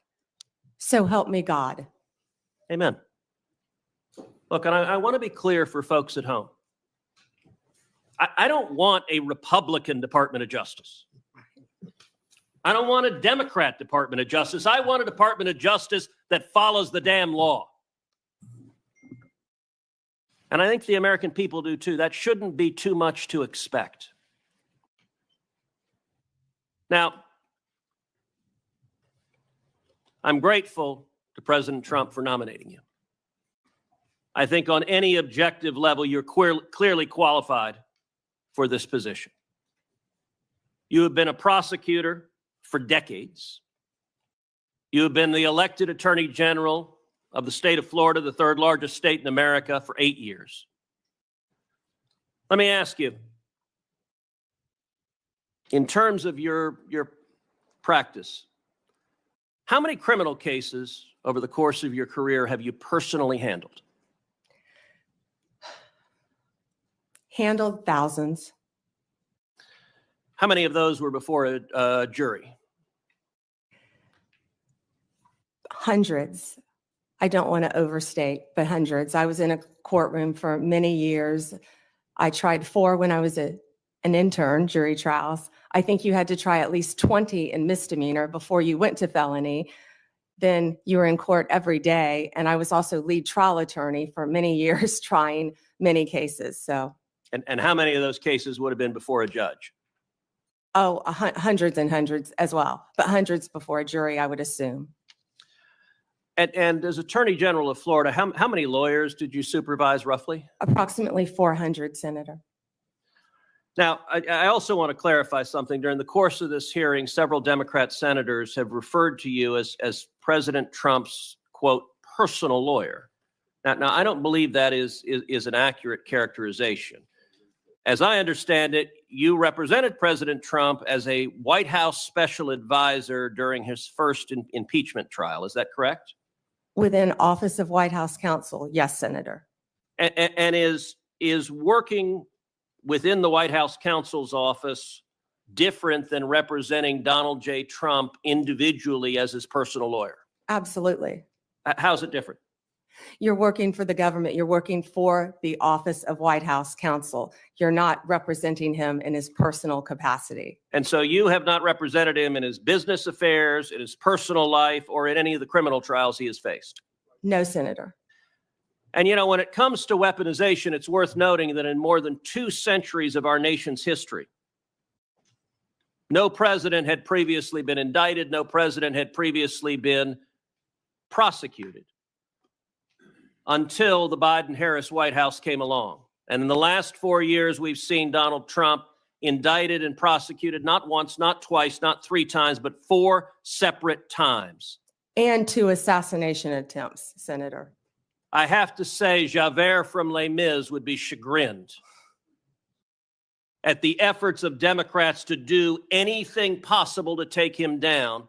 And I believe the real target in this was not President Trump, but it was the American people, that these prosecutions were brought because partisan prosecutors were terrified that the American people would do exactly what they did in November of 2024 and vote to reelect Donald J. Trump. By 77.3%. Million Americans, 77.3 million Americans. Will you commit every day as Attorney General to follow the law, to follow the Constitution, to uphold the rule of law without favor and without regard to the partisan position of any criminal defendant? Yes, Senator. That's what we should all expect from an Attorney General. Thank you. We'll now recess for 30-minute lunch break. That means we'll be back at 12:25. And when we resume, Senator Booker will be recognized to ask his questions.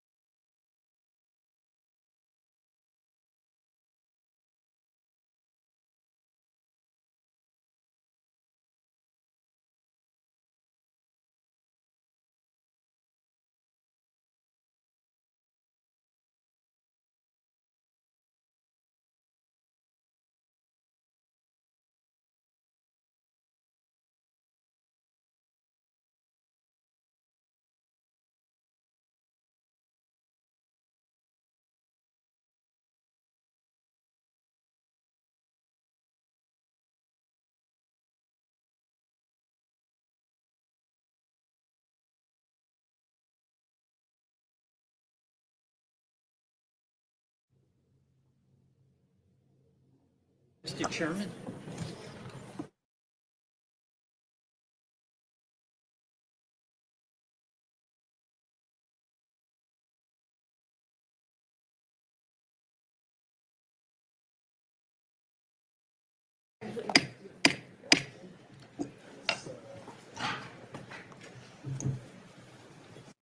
Since senators that would have been called on before the senator from Vermont, I'm going to ask him to start the questioning so we don't waste any time.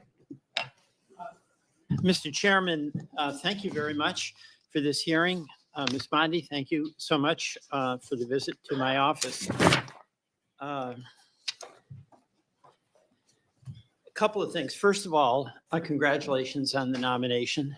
And number two, a couple of Vermont things that we talked about. We're going to have a new U.S. attorney in the state of Vermont. And in the last Trump administration, the Justice Department in the Trump administration worked closely with Senator Leahy, Democrat, and with Governor Scott, Republican, and came up with a consensus choice. And I seek your assistance in helping make sure that we are successful in getting a very competent U.S. attorney in Vermont, and hopefully with the cooperation of Governor Scott, our Republican, as I mentioned, and Senator Sanders and me. And Senator, as I discussed with you in our meeting, I look forward to working with you and cooperating with you and learning about many of the issues you have in Vermont. And thank you. And then on that, by the way, one of the issues we talked about, we are one of 2 states that does not have a residential reentry program. That is outrageous in my mind. I know you worked on the First Step Act, but our federal judges, our federal prosecutors, our federal public defender are all in support of a residential reentry program. Our state and Hawaii are the only 2 states without it, and our justice system and officials believe that we need it. And I seek your energetic assistance in helping us get that residential reentry program. Can I address that, Senator? Yes, I'd like you to. Thank you. Senator, I didn't realize that you were the only 2 states without a reentry program. We started that when I was a prosecutor, and those are so vitally important. One thing that I just learned is the Bureau of Prisons, 98% of people in the Bureau of Prisons will be released. They're not serving life sentences. So we must do everything we can when people are in prison to help rehabilitate them for when they get out. And that's why reentry is so That's really vital. helpful. But we tell people, get out of prison and become a productive member of society. Go get a job. Yet people don't know how to go find a driver's Well, I license. appreciate They your don't know help how on to that. get to So work. thank you very Yes, much. Senator. And I have confidence that you will do that, given your history on the First Step Act and other things that you did. The next, I do have some concerns, not so much about you, but what President Trump has said about a desire on his part to go after what he considers to be political adversaries. He's his own words, for instance, says that if he's elected, he'd seek to appoint a special prosecutor to go after Joe Biden. I assume you've had no discussion with President-elect Trump about that? Absolutely not. And Nor has against Senator Schiff. I'm looking at your next one. Well, my colleague, Senator Schiff, who I think did an incredibly good job. President Biden had different points, or pardon me, President Trump had different views about that, where he said on a number of occasions that he should be prosecuted. Everybody on the January 6th committee should be prosecuted for their lies and treason. No discussion about that. No, Senator. And Liz Cheney also, he's said that she should be prosecuted for lies and treason as well. We have had no discussions about Liz Cheney. All right. And you've satisfied me that this is not an agenda you have. President Trump has satisfied me that when he says things that are pretty provocative, he's often serious. And as Senator Cruz wants, I want, and that is to have a Justice Department that is not going after people on the basis of them being political opponents. And my understanding in listening to your answers to the questions along this line is that you have no intention of pursuing people on the basis of them being a political opponent. No one will be prosecuted, investigated because they are a political opponent. That's what we've seen for the last 4 years in this administration. Well, People will be prosecuted Okay. based on the facts and the law and fairly, All right, Senator. that's good. You I have my word. disagree about the characterization of the past 4 years, but we don't have to discuss that with your assurance that the next 4 years, there'll be no effort on the part of the Justice Department to pursue a political adversaries, right? Every case will be done on a case-by-case basis. No one should be prosecuted All right, for just a- political purposes. Thank you. Absolutely I not. just have a couple of other things.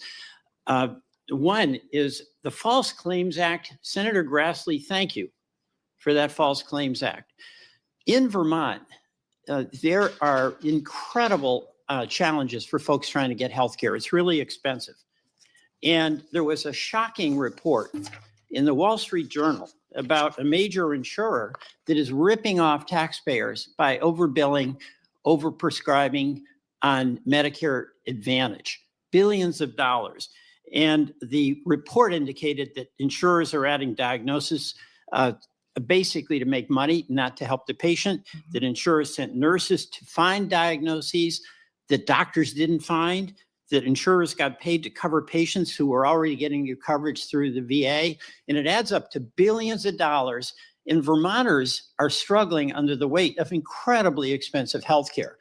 The False Claims Act, Senator Grassley authored, is an area where the Attorney General can protect consumers against ripoffs. I'm not asking you to comment on this particular Wall Street report, but I want your assurance that in addition to fighting crime, and we're all for you doing that, you're going to be there protecting consumers and taxpayers from ripoffs.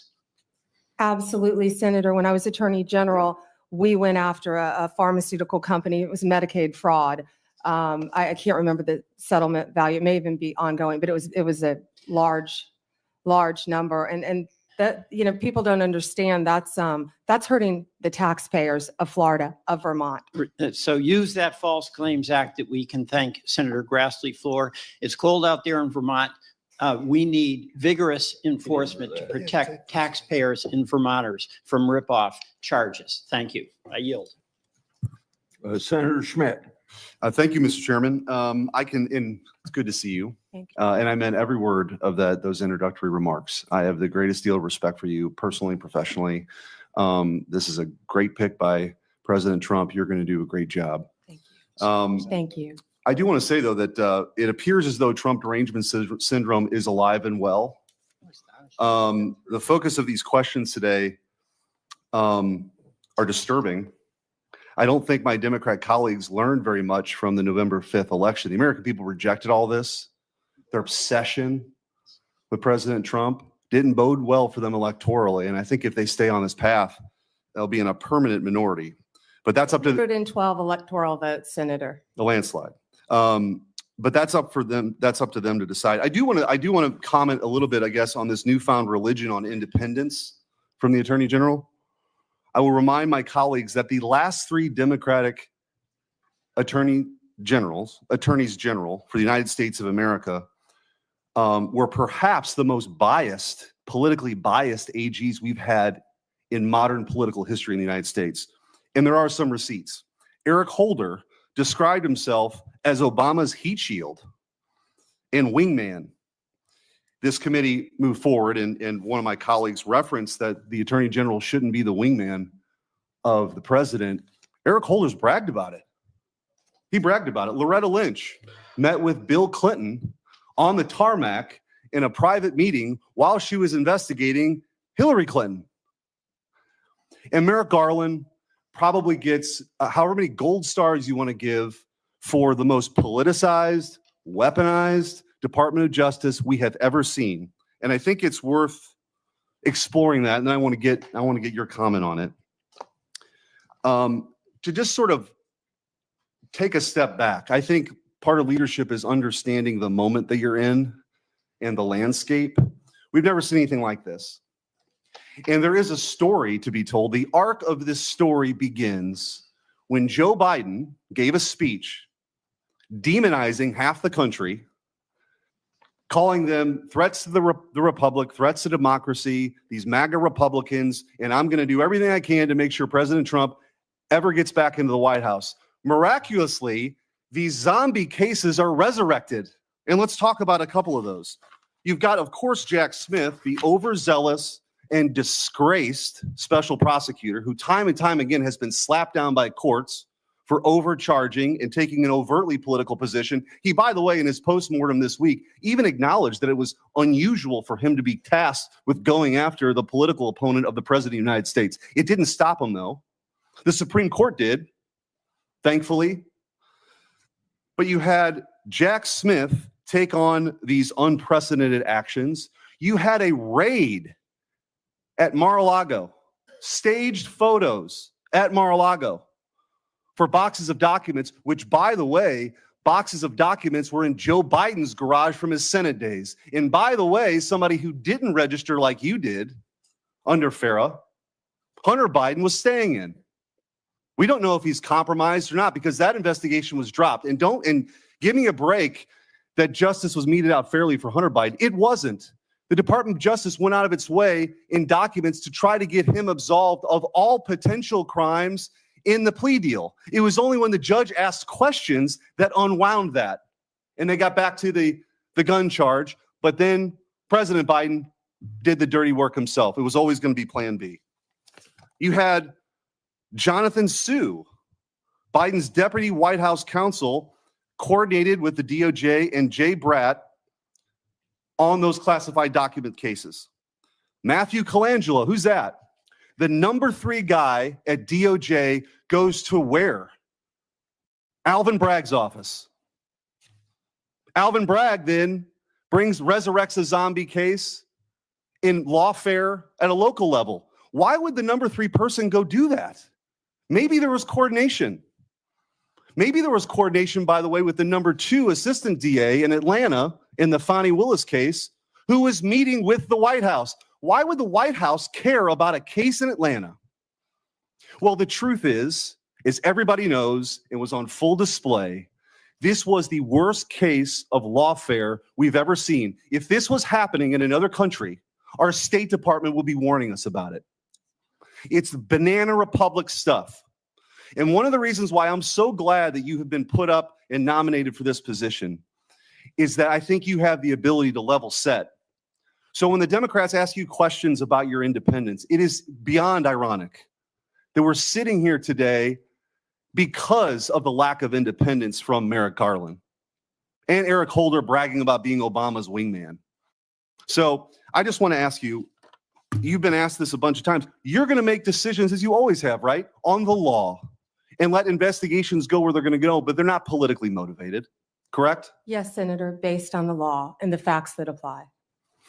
And in my limited time, I do want to give you an opportunity to talk about some of your experience working with law enforcement as Florida's Attorney General. This is something that, as you and I talked about over the years, you were known for this, the collaboration you had.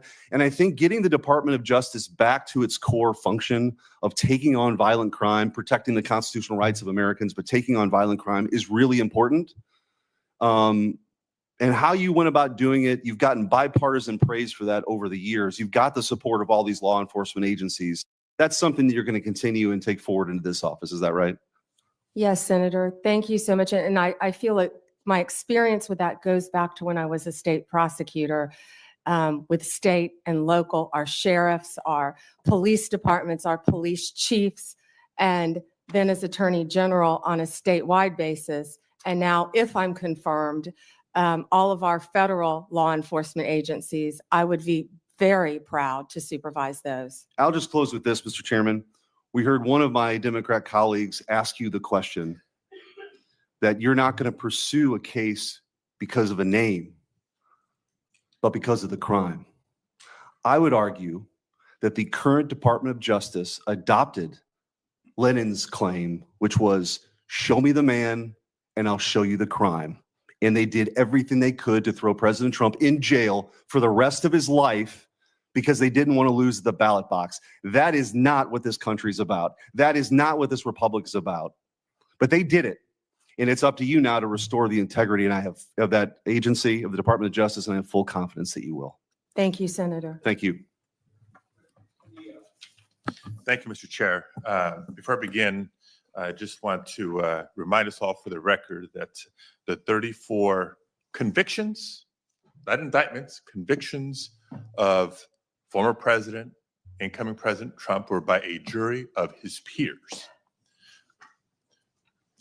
Thank you, Ms. Bondi, for being here today. And I too would like to welcome your family and friends who are here. Thank you. Appreciate the opportunity to meet yesterday to learn about your priorities and discuss a number of issues that are important to me.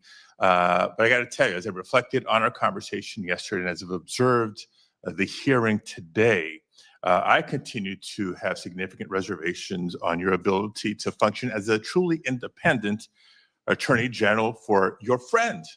Let's say you keep referring to him, your friend, President-elect Trump. So I hope you can address some of these concerns through your responses to my questions here. Now, the first issue area is something that we didn't get a chance to touch on yesterday. So I actually want to follow up on some of Senator Durbin's questions from earlier about the 2020 election. And to be specific, on the day after the 2020 presidential general election, you traveled to Philadelphia to appear alongside President Trump's then attorney, Rudy Giuliani. And together, you falsely asserted that President Trump had, quote, won Pennsylvania in that election. Now, I want to be clear, at that moment, there were still at least 1 million ballots left to be counted in Pennsylvania.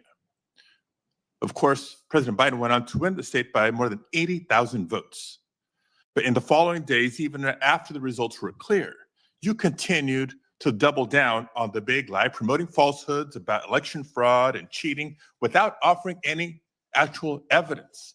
And I remember it clearly because I served as California Secretary of State at the time, and I invited anybody associated with the Trump campaign who was making these claims to come forward with evidence of irregularities in the election or massive voter fraud.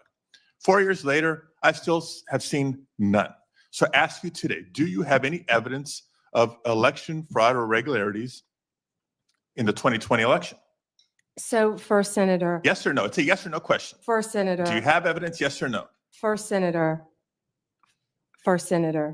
I'm so sorry about the fires to you and Senator Schiff and what you're going through in your states. I have to say that. I And appreciate think that, all but of my our- clock is I'll ticking answer and I your want to question. All hear of our your answer. hearts go out to everyone in California for what you're facing right now.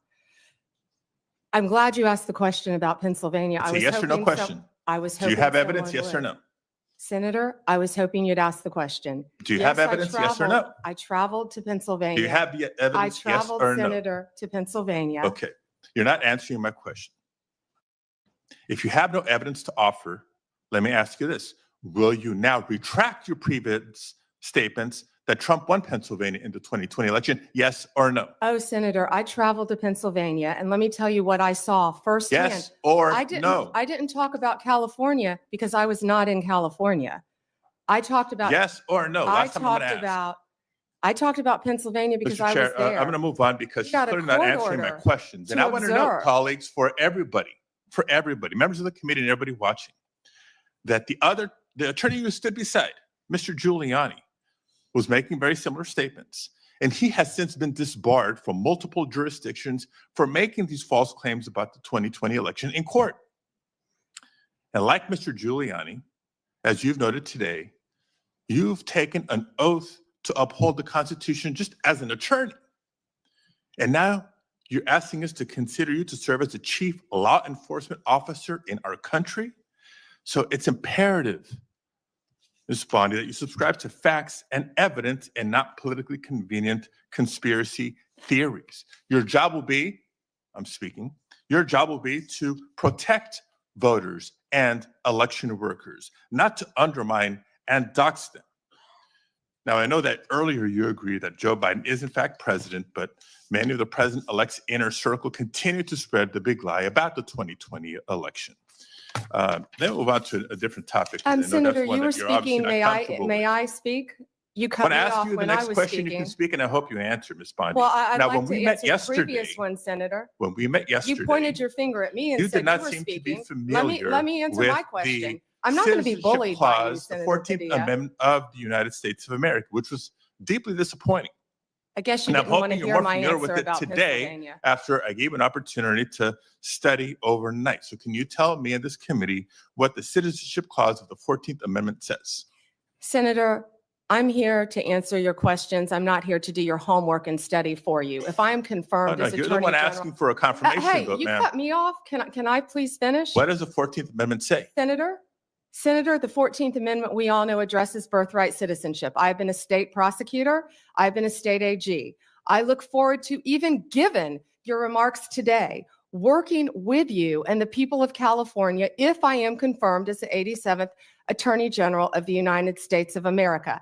I didn't take your homework assignment. I'm sorry. I was preparing for Okay. today. So on the 14th Amendment, now you've testified repeatedly to this committee that you will uphold the laws of this country and defend the Constitution of the United States.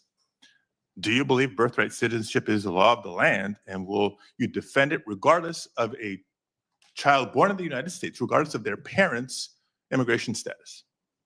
Senator, I will study birthright citizenship. I would love to meet with you regarding Ma'am, you're birthright asking us to citizenship. Can I continue answer to the serve as the question? Attorney General of the United States, and you still need to study the 14th Amendment of the Constitution? That is not helping me have more confidence in your ability to do this job. One other immigration-related question, I'll steer clear of the I have Constitution one and the regarding law. that I'd like to Senator talk about. Hirona asked you earlier, but I don't think you answered her question. Can you please tell us, do you agree with the statement that immigrants are, quote, poisoning the blood of our country, yes or no? I did not say that. I did not say that you said that. I'm asking if you agree with it, yes or no? I did not say that. Do you agree My with it, yes or no? Senator, my great-grandparents are immigrants. Do you agree with it, They yes or came no? here from Sicily Do you agree through with it, Ellis yes or Island no? when they were teenagers. Do you agree with it, yes or no? Senator, let me answer the question. Yes or no? It's My real simple. great-grandparents came here, immigrated to this country from Sicily, recently went and found each of their birth certificates. We are a nation made up of immigrants. Do I believe immigrants are poisoning our country? No, Senator. Thank you very much, Mr. Chair. I can't wait for the second round. Same, Senator. Thank you. No, sir. Thank you.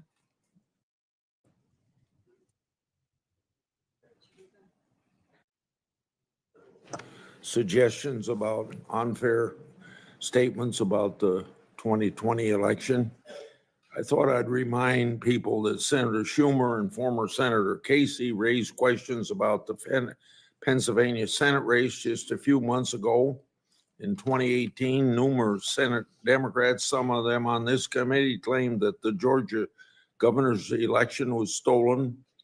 In 2016, Hillary Clinton and a host of Democrats claimed the election was stolen or illegitimate and blamed Russia for the loss. And every one of my Democrat colleagues voted last month to confirm Judge Anthony Brzezinski. He engaged in lengthy litigation regarding his loss of the 2020 congressional election and did not concede until 3 months after the election. I think we all agree that our elections can be more secure and better run, but I find these lines of attack against the nominee very partisan. Senator Brett. Thank you, Mr. Chairman. And thank you so much for being here today, and really glad to see your family. I had the opportunity to help them find where to come back in. Thank you, Senator. They are all so excited, and rightfully so, and so proud of who you are and the work that you've done. And speaking of, I think it is absolutely completely ridiculous that anyone on the other side of the aisle would ever say that you were anything but immensely qualified for this job. From your time as a career prosecutor to then a two-time attorney general of the third largest state with regards to all of the people that operated underneath you, with what you were able to achieve, it is truly remarkable. The United States of America could only be so fortunate if you were confirmed and to have someone of your caliber, of your intellect, and of your experience running a department that unfortunately has been run into the ground. So I think that that is full on gaslighting, which, by the way, I had to get my children to explain to me what that was. Not only that, but to act like you would be the one that would weaponize the Department of Justice. What I have heard you say time and time and time again is that you will follow the law. And this is coming from a side of the aisle that has allowed the Biden administration, by saying nothing, they've allowed them to go after parents who are at school board meetings, who want nothing more than their children to be taught and not indoctrinated. They have allowed them to go after people who are trying to practice their faith. And they have sat idly by while the weaponization of the Department of Justice has undermined the credibility and credence that Americans believe that they should have in equal justice under the law. So I know that you will, as you have said here, you will follow the law and you will return this department to where it should be in the eyes of Americans. So thank you. And I wish the gaslighting on the other side of the aisle would stop, because from my perspective, I'm over it. And I believe that's exactly what the American people have said too. And speaking of, my distinguished colleague, who I have a great deal of respect from on the other side of the aisle, just said, tried to make you answer a question about immigrants and, quote, poisoning the blood of America. When actually the previous question by our colleague from Hawaii was illegal immigration. We are a nation of immigrants, but we are also a nation of laws. And the lawlessness under the Biden-Harris administration has made every single state in this nation a border state. I am so thrilled about what you've done when it comes to opioid use and human trafficking. And I look forward to you instituting that at the Department of Justice. Your credentials speak for themselves. When opioid and fentanyl overdoses are the leading cause of death between the ages of 18 and 45 in this nation, we need someone who takes it serious. You not only take that serious, you have a track record of proving to the American people you've done it for the people of Florida. And I look forward to what that means to the families that I have met. You talked about the families you met across Florida that showed you pictures of their loved ones that they lost, their brother, their sister, their cousin, their friend, their mother. And I know that there will be more lives that are saved as a result of your service when you are confirmed. So on that, I say thank you. And when it comes to illegal immigration, which we need to put a stop to, I want to ask you a question that you and I had an opportunity to discuss a little bit. You share my desire, I know, to not only get away from the weaponization and wokeness that we are seeing in the department right now, but really prioritizing safety and security. And I want to say thank you for that commitment and your commitment to blind justice. When we are looking at illegal immigration, the Executive Office of Immigration Review within DOJ, there have been a number of things that we have talked about with that. And I know, as you are aware, some people call it EOIR, some people call it EOR, but it houses our nation's immigration courts. Over the course of the Biden administration, the immigration court backlog has grown from 1.4 million at the end of 2021 to 3.5 million at the end of 2024. Over that same period, the Biden administration pursued policies both at DOJ and DHS to foster a culture within EOR of failure to adjudicate cases. As an example, between FY25 and FY24, immigration judges failed to adjudicate over 340,000 asylum claims. That is compared to just under 13,000 non-adjudicated asylum claims in the previous 6 fiscal years combined. Between cases dismissed, terminations, administrative closures, and failures to adjudicate, EOR during the Biden administration has allowed around 1 million illegal aliens to remain in the United States on an indefinite basis. Now, I've heard Laken Riley brought up multiple times today. Having talked to her parents, no parent should have to go through the heartbreak and tragedy that they have. And we are working diligently to rectify that and ensure that we are keeping Americans safe and secure. But a House Judiciary Committee report on this issue appropriately called it, quote, quiet amnesty, what we're talking here with Eeyore. Will you commit to me that if confirmed, you will make it a priority to reform the way that Eeyore operates and put in place measures to ensure that immigration judges actually adjudicate these claims and cases? Yes, Senator, thank you for meeting with me in advance. And I learned so much from you about this topic. And I look forward to learning more and working with you to do everything we can to make sure that functions properly. Thank you. If I am confirmed, Senator. Thank you. Well, you are going to be confirmed because America needs you. As a part of this effort, I hope that you will consider a number of things, including reinstating the performance metrics for immigration judges, similar to that were in place during the first Trump administration, and a reevaluation of the Biden administration's decisions and policies that have encouraged the use of administrative closures. And I assume I have your commitment to examine those issues thoroughly. We'll closely examine those, Senator. Thank you. Thank you. Senator Booker. Mr. Chairman, thank you very much for the time. Ms. Bondi, thank you very much. Thank you, Senator. And thank you for being willing to meet with me in my office. I really value that time that we had together. If there's anything that's been demonstrated in this hearing thus far, is there is a serious crisis of faith in our judicial system in America.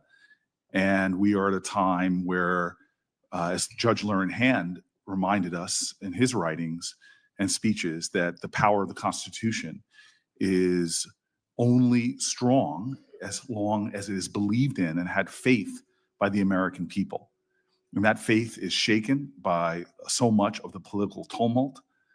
And as we have a new administration coming in and a lot of the protestations about retribution or going after political opponents, I know you could expand your empathy enough to understand why there are many that really worry about your independence. But I've heard you over and over again in this hearing, as much as I've tried to focus on it as I've gone back and forth between Senate Foreign Relations and another Floridian, Marco Rubio. But I am hearing from you that you understand that the Attorney General's guiding star is the U.S. Constitution and her client is the American people, that there can be no argument about that. Yes, Senator. Yes. And more than that, though, I hope that you, should you be confirmed, understand that there is an urgency in not just demonstrating through your actions that independence, but beginning to heal this country's lack of faith and shaken faith in that independence, in the U.S. Constitution.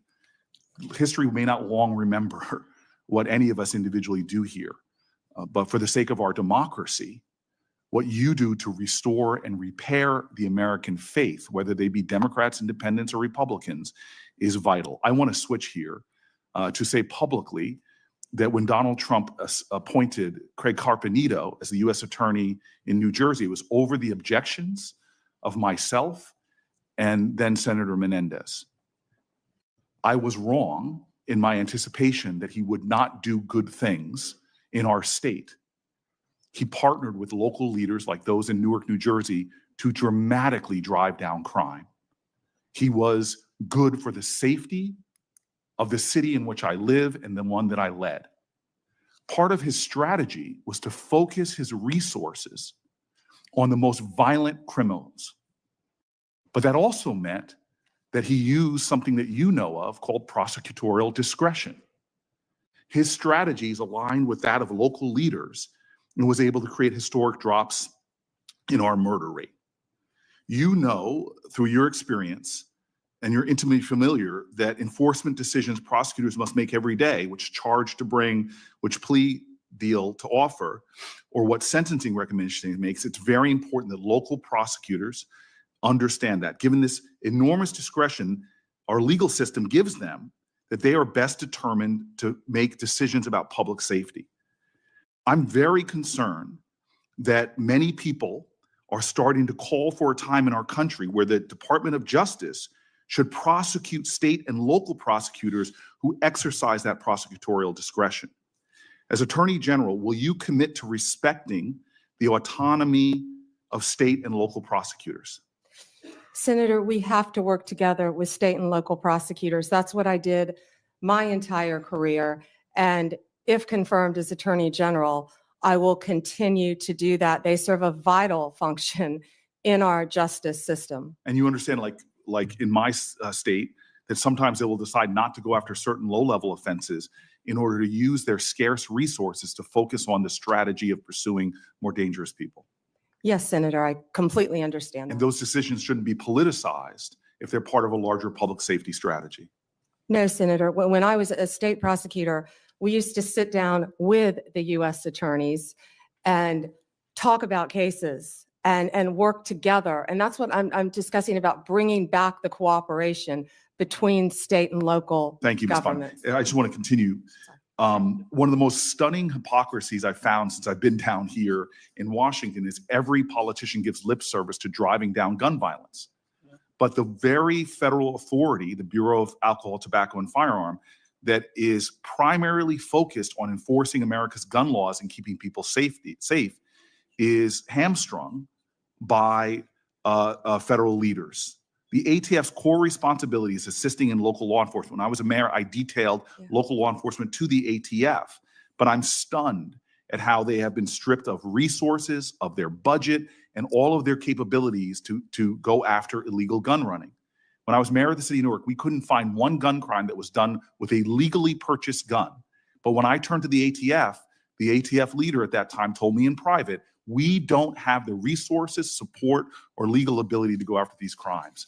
I am concerned about our ability to fight gun crime in America that threatens our law enforcement officers as well as people in communities from red counties to blue cities.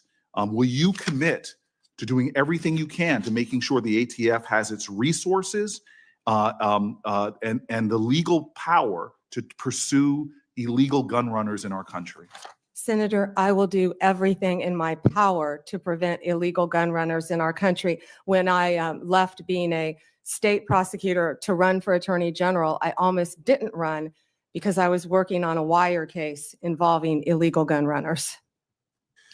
The DOJ issued in 2022 a use of force policy for its federal law enforcement officers. It was approved by the heads of the DEA, FBI, U.S. Marshals, and ATF, and many of them said it is actually a use of force policy that actually protects law enforcement officers as well as protects others from having their rights violated. It was also endorsed by the Fraternal Order of Police and NAPO, the National Association of Police Organizations.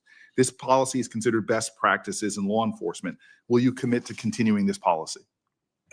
Senator, I have not read the policy. I will review the policy and I will report back directly to you if I am confirmed as Attorney General and consult with law enforcement. Absolutely. And I would appreciate if you looked at the policy and I submit questions for the record, hoping that you can elucidate maybe more of your thoughts on this. Certainly. And then I will also say, as my last question, because I see my time has run out and I look forward to a second round, the DOJ issued a policy regarding chokeholds, which limited the use of no-knock warrants and chokeholds.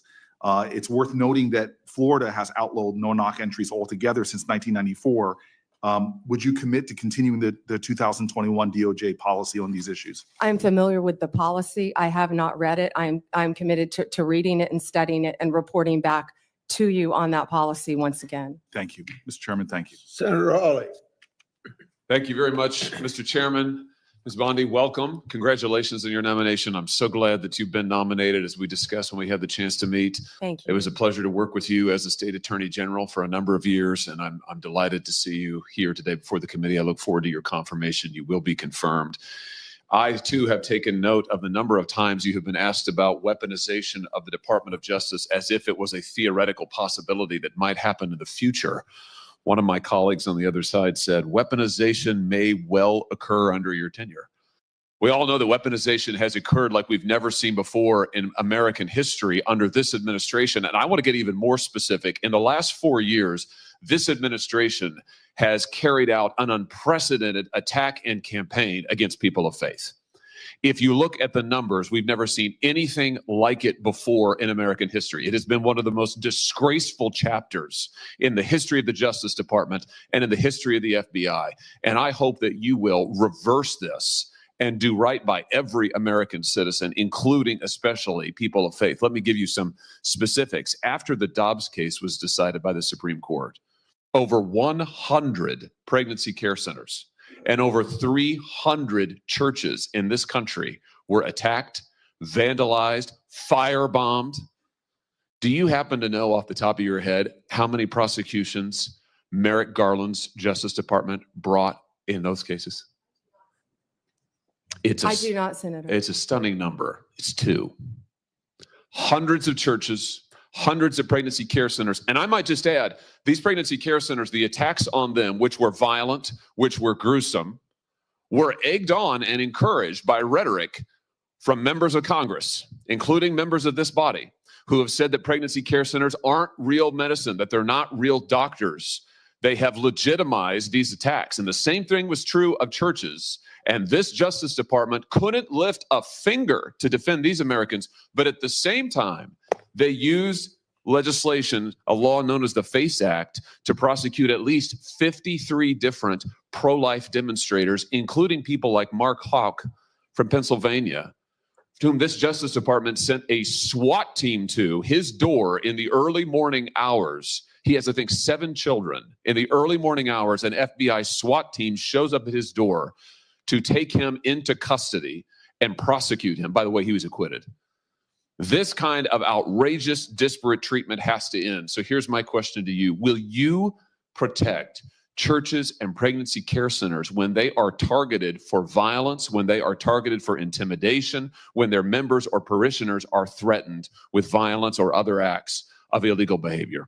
Yes, Senator. Will you stop the disparate treatment of Americans on the basis of religious faith? Yes, Senator. Will you stop the deliberate persecution of pro-life Americans for nothing more than their pro-life beliefs? Yes, Senator. Will you ensure that nothing like the Mark Houck case happens again, that Americans do not have SWAT teams arriving on their front doors with armed weapons to terrorize their children and their spouses, only in the end, of course, to have the case lost because there was nothing to it? Will you put an end to that kind of deliberate intimidation of the good American citizens on the basis of their religious beliefs? Yes, Senator. I'm glad to hear you say that because we need it.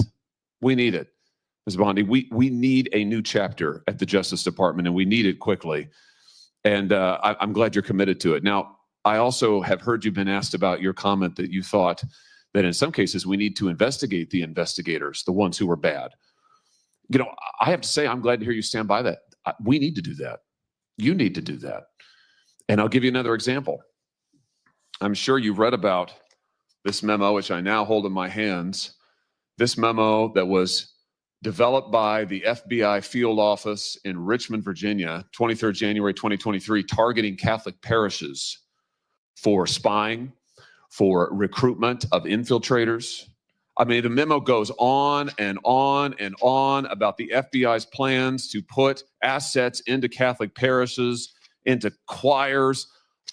This is an unbelievable, unbelievable assault on Americans' First Amendment rights. And we only know of it because of a brave whistleblower who came forward and released it to us. And I will tell you, I have never been misled and lied to like I was by the current Attorney General and the now former FBI director when they sat right where you're sitting now and told this committee, oh, we don't know anything about it.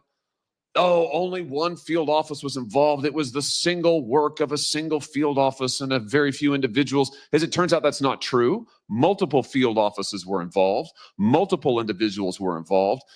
Under your leadership, will you put a stop to the use of FBI or Department of Justice resources to try and recruit informants and spies into Christian churches or any church or house of worship in this country on the basis of nothing more than faith?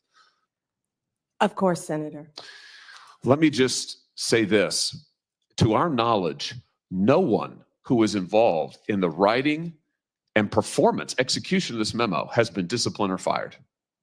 Will you conduct an investigation like you talked about, Ms. Bondi, that will get to the bottom of abuses like this? And to be clear, this is an outrageous abuse. It is an outrageous abuse. One of the worst abuses of Department of Justice and FBI authority in our history. Will you conduct an investigation to find out who signed off on this, who approved it, who advocated for it within the Department of Justice? Will you open the books on these abuses so that the American people can have confidence in their DOJ? Senator, and I think what you're talking about is the ultimate weaponization, what we've been discussing all day. If I'm confirmed as Attorney General, one of the first things I will do, there'll be many, but I will personally read that memo. And if Mr. Patel is confirmed, discuss it with him right away. Fantastic. And will you work with this committee and our relevant subcommittees? I'm going to chair a subcommittee called the Crime and Terrorism Committee. We're going to do our own investigation into what happened here at the FBI and the DOJ. Will you work with us as you discover the nature of these abuses and as you put a stop to them? Will you work with us to make sure the American people get all the facts and this never happens again? And Senator, yes, I look forward to working with you and the Democrats. I would think this is something that we can all agree on both sides, that this should not be happening in the United States of America, and work together on it. That's fantastic. Let me ask you one other question here in my just few seconds that are remaining. This memo targeting Catholic parishes repeatedly refers to as an expert source, a group called the Southern Poverty Law Center. Now, the Southern Poverty Law Center has a long history as an anti-religious group that has repeatedly gone after conservative and religious organizations, called them hate groups, called them sometimes terrorist groups. They're cited in this memo. They once infamously, the SPLC called the Family Research Council a terrorist hate group, and an armed gunman came into their lobby and opened fire. Will you put a stop to the use of the SPLC as an official source for any Department of Justice memorandum or finding? That will be one of the first things we will look at as well, Senator, and report back to you and the committee. Thank you very much. Congratulations. Thank you, Mr. Chairman. Thank you, Mr. Chairman. Ms. Bondi, as you know, the Supreme Court in Trump versus United States held the president has absolute immunity to commit crimes in certain core areas of the president's responsibility. One of those core areas is the Justice Department. So in a breathtakingly dangerous and irresponsible decision, Justice Roberts and the majority held the president can commit crimes using the Department of Justice and be immune from prosecution. Justice Sotomayor correctly said this new immunity lies about like a loaded weapon. So the fear and the concern we have is that the incoming president will use that loaded weapon, that immunity, to commit crimes through the Department of Justice. And for that reason, it is all the more important that we have an attorney general who has the independence, the strength, the intestinal fortitude to say no to the president when it is necessary. So my first set of questions has to do whether you have the independence to say no when you must say no. And you can say this is hypothetical, but it is not hypothetical. So let me start with one very specific non-hypothetical. The president has said Jack Smith should go to jail. Will you investigate Jack Smith? Senator, I haven't seen the file. I haven't seen the investigation. I haven't looked at anything. It would be irresponsible of me to make a commitment regarding anything without, you're a long practicing attorney, without looking at a file. So you would need a factual predicate to open an investigation of Jack Smith, is that right? Not a summary by you sitting here. Yes, sir. And not a summary by the president either, right? Absolutely. So a summary by the president or his desire to investigate Jack Smith would not be enough for you to open an investigation of Jack Smith, is that right? I will look at the facts and evidence in any case. And sitting here, sitting here today, Senator, 72% of Americans I only have have 7 lost minutes. faith in the Department of Justice. Sitting here today, are you aware of any factual predicate to investigate Jack Smith? Sitting here today, yes or no? Senator, I will look at the facts and the circumstances. You can't answer that question. You're not a part of the department yet. There's no worry about divulging I'm sitting law here as a enforcement nominee. sensitive information. So just tell us, I'm are sitting you here as a aware? nominee. Just tell us, are you aware of a factual predicate to investigate Jack Smith? Yes or no? Senator, what I'm hearing on the news Are is you aware of horrible. Do I know if he committed a crime? I have not. You seem reluctant to answer a simple question. Let me ask you a different simple question. The president also wants to jail Liz Cheney. Sitting here today, are you aware of any factual basis to investigate Liz Cheney? Yes or no? Senator, that's a hypothetical, and I'm not going to No, answer that no, question. it's not hypothetical. I'm asking you, sitting here today, whether you are aware of a factual predicate to investigate Liz Cheney. Senator, no one Based has on what asked you me know. to investigate Liz Cheney. That is a President has hypothetical. called for it publicly. You are aware of that, aren't you? No one has asked me to investigate. But the president Liz. has We're called- also the worried about president- Liz Cheney, the Senator. president has You know what called we for should this- be worried about? Ms. Bondi, The please crime rate answer in my questions. California right now You is are through aware, the roof. Ms. Bondi, Your my- robberies Ms. are Bondi, 87% my higher question- than the my national question average. is this. That's what I My want to question be is this. focused on, Senator. Do you have the if I'm power to confirmed say as no to the Attorney president? General. And what you're suggesting today by your non-answer is you don't have the independence to say no to the president. So let me ask you a different question. It also requires you, if you're going to be a good attorney general, to be able to tell hard truths to the president. So my questions now are, can you tell hard truths to the president? So let me start with an easy truth that you could speak to the president. Can you tell us, can you tell him that Donald Trump lost the 2020 election? Can you say that? Do you have the independence to say that? Do you have the gravitas, the stature, the intestinal fortitude to say, Donald Trump, you lost the 2020 election? Can you tell us that here today? Senator, what I can tell you is I will never play politics. You're trying to engage me in a gotcha. I No, I'm won't just do it. asking you a simple I question. won't play If you can politics speak truth with any to ongoing power. So let me ask you investigation, another. like you did let me- leaking your let me ask colleague you- Devin Nunes's if- memo. If you can't answer the question, let me ask you a different, what should be a simple truth, not a hard one. Was there massive fraud affecting the result of the 2020 election? Yes or no? Senator, I'm glad you asked that question. If you'll let me answer what I saw in Pennsylvania. No, I asked a simple question about massive fraud. I can only tell you what I massive- saw in No, Pennsylvania. I know you want to answer a different question, but my question is, can you tell us whether there was massive fraud affecting the results of the 2020 election? Yes or no? Was I there or can was there tell not? you what I saw when I went as That's an not my, advocate that's to not the my question. campaign. So you can't answer that question. You can't speak that even easy truth to us, let alone to the president. So let me ask you a different question. It will also be important that you give good advice to the president. Are you prepared to advise the president not to pardon people who beat police officers? Senator, as I said, the pardons are at the direction of the president. We will look and we will advise. I will look at every case on a Okay, case, so let you'll me look at- finish, on a case-by-case Okay, basis. okay, good. And I let me abhor violence to police officers. follow up with that.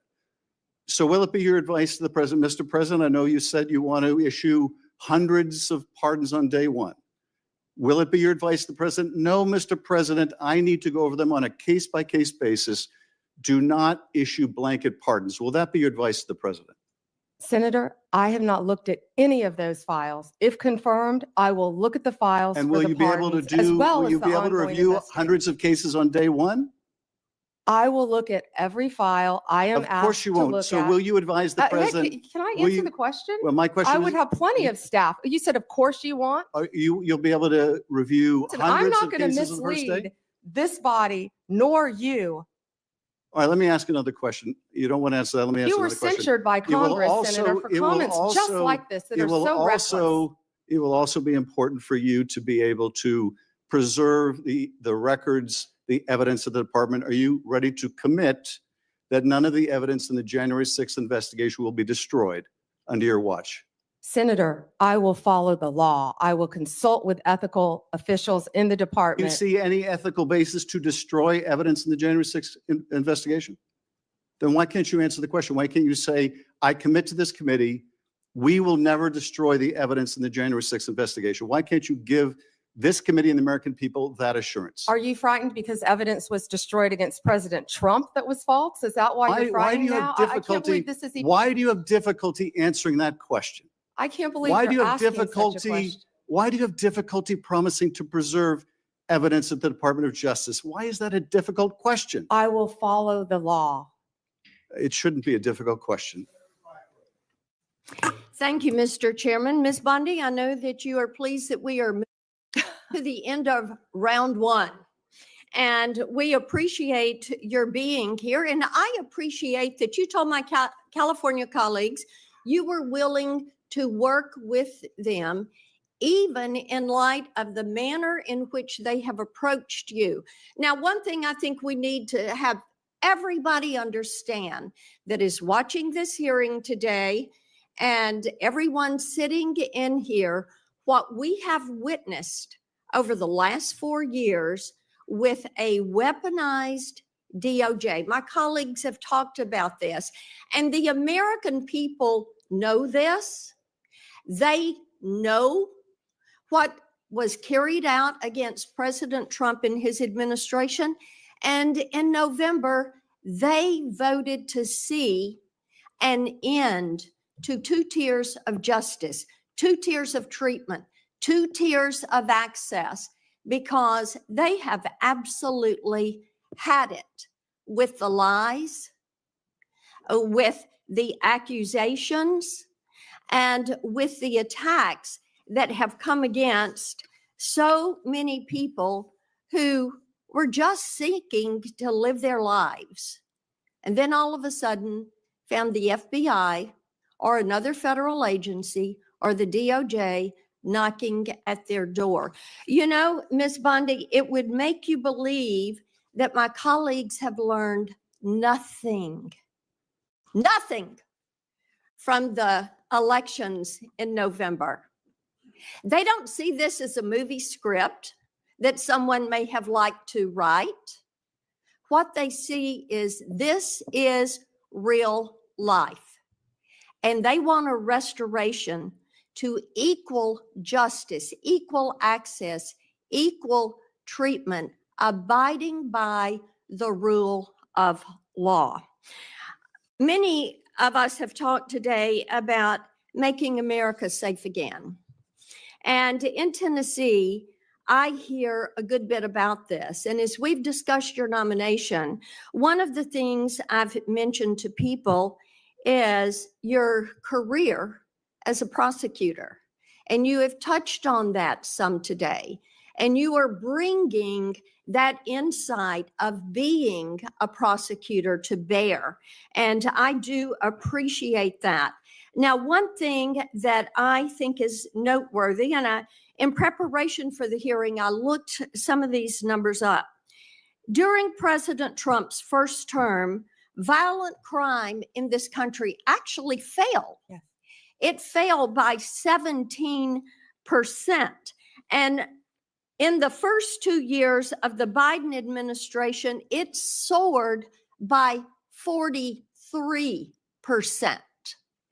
This is crime that is taking place in all of our communities. We've seen a rise, whether it's California or Tennessee, we have seen a rise. So I want you to talk to Tennesseans, to Californians, to all Americans about what you're going to do to get this crime rate down in this country. Senator, thank you for that question.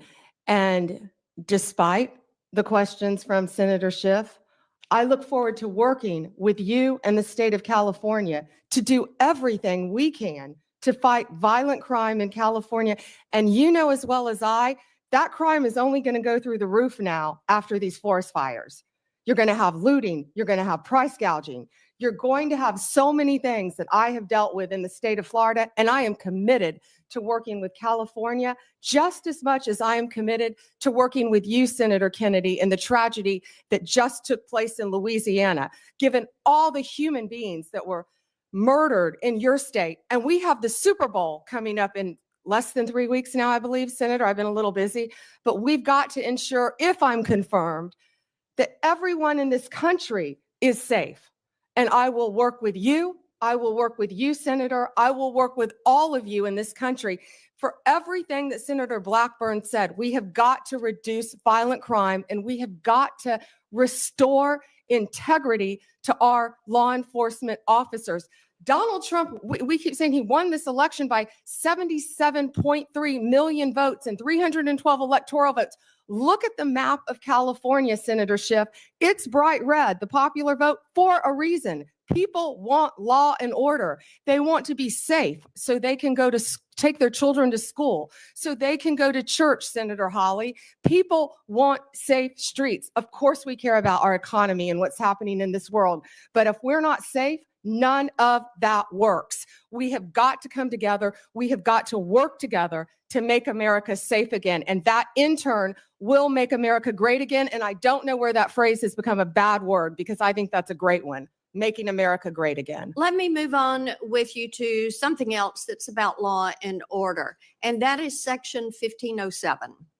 Because making certain that our justices are protected is important. And we also, with our judges, Section 1507 makes illegal any protest outside of a judge's residence if the intent is to influence the judge's decision-making. And we have heard about the protest outside of justices' homes where they were shouting loud and clear things like, and I'm quoting some of that, "If you take away our choices, we will riot," end quote.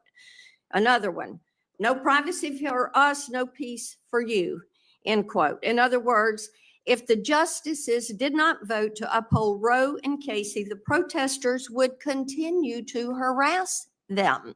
Despite this clear violation of the law, Merrick Garland did not bring a single charge, not one single charge under Section 1507. Will you commit to faithfully enforcing Section 1507 as Attorney General? I will faithfully enforce that law and all laws that I am asked to review. And Senator, I watched that on TV and it horrified me. The protesters outside their houses.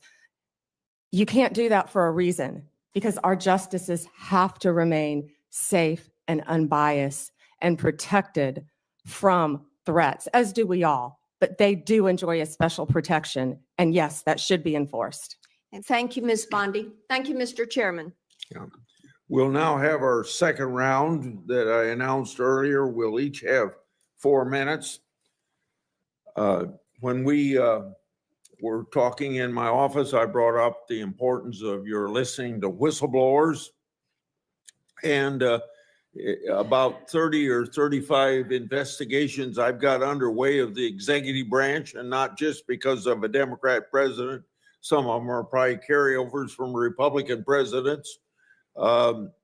It's very important that the executive branch understand the cooperation that you must have with us to carry out our responsibilities to see that the president faithfully executes the laws. And I think that too often whistleblowers, being patriotic people they are, wanting government to do what government's just supposed to do, and find something wrong, they want to report it, and they want to report it within the agency. They don't come to Congress unless they don't get any help in the executive branch.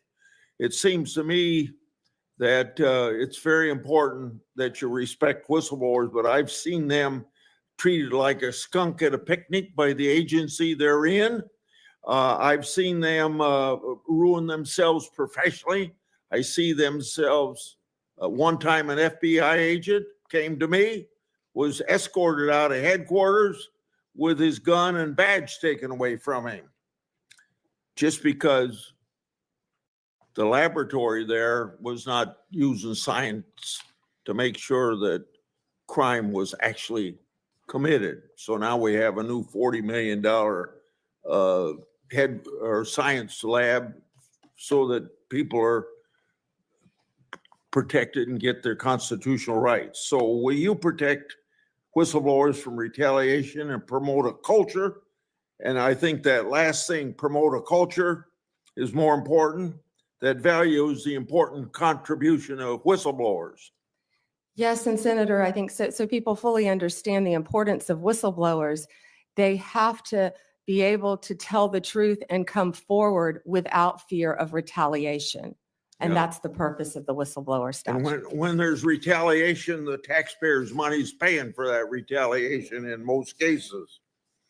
The Biden Justice Department issued guidance telling prosecutors to stop charging mandatory minimums and ignore laws setting penalties on drug type.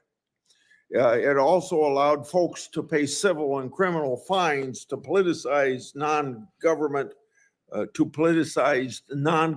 organizations instead of the government treasury. I put together a list of their guidance.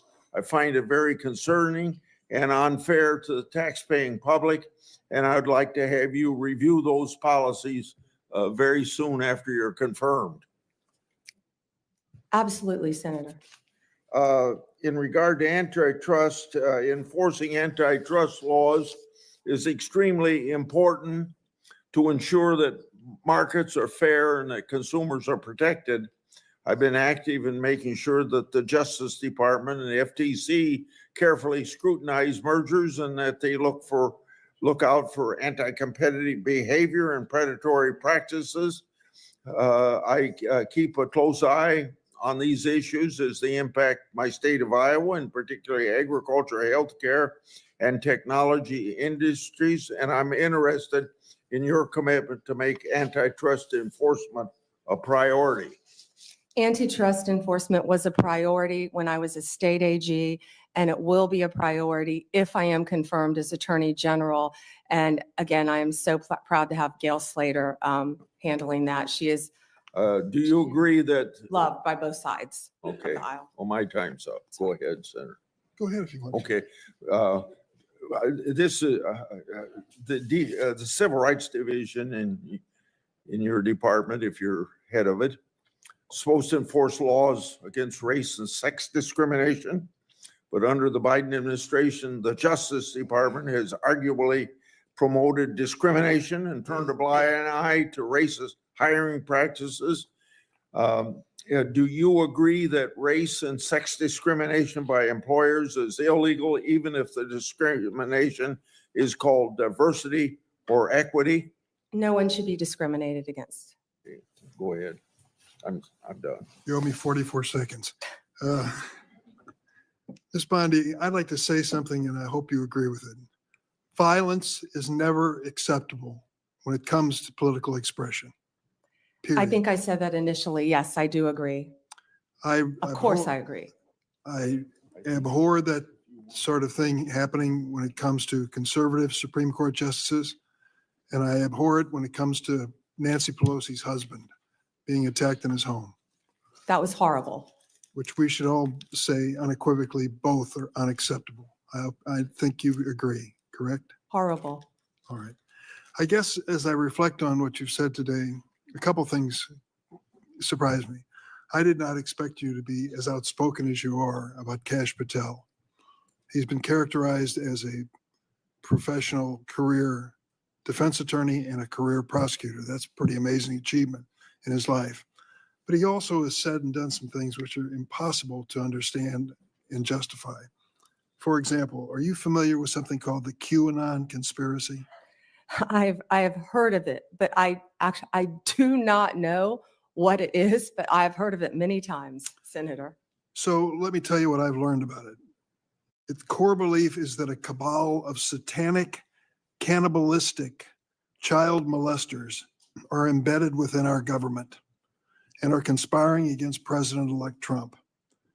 They asked Mr. Patel about it and he said, quote, "I agree with a lot that the movement says." End of quote. Does that sound like a good preparation to run the FBI?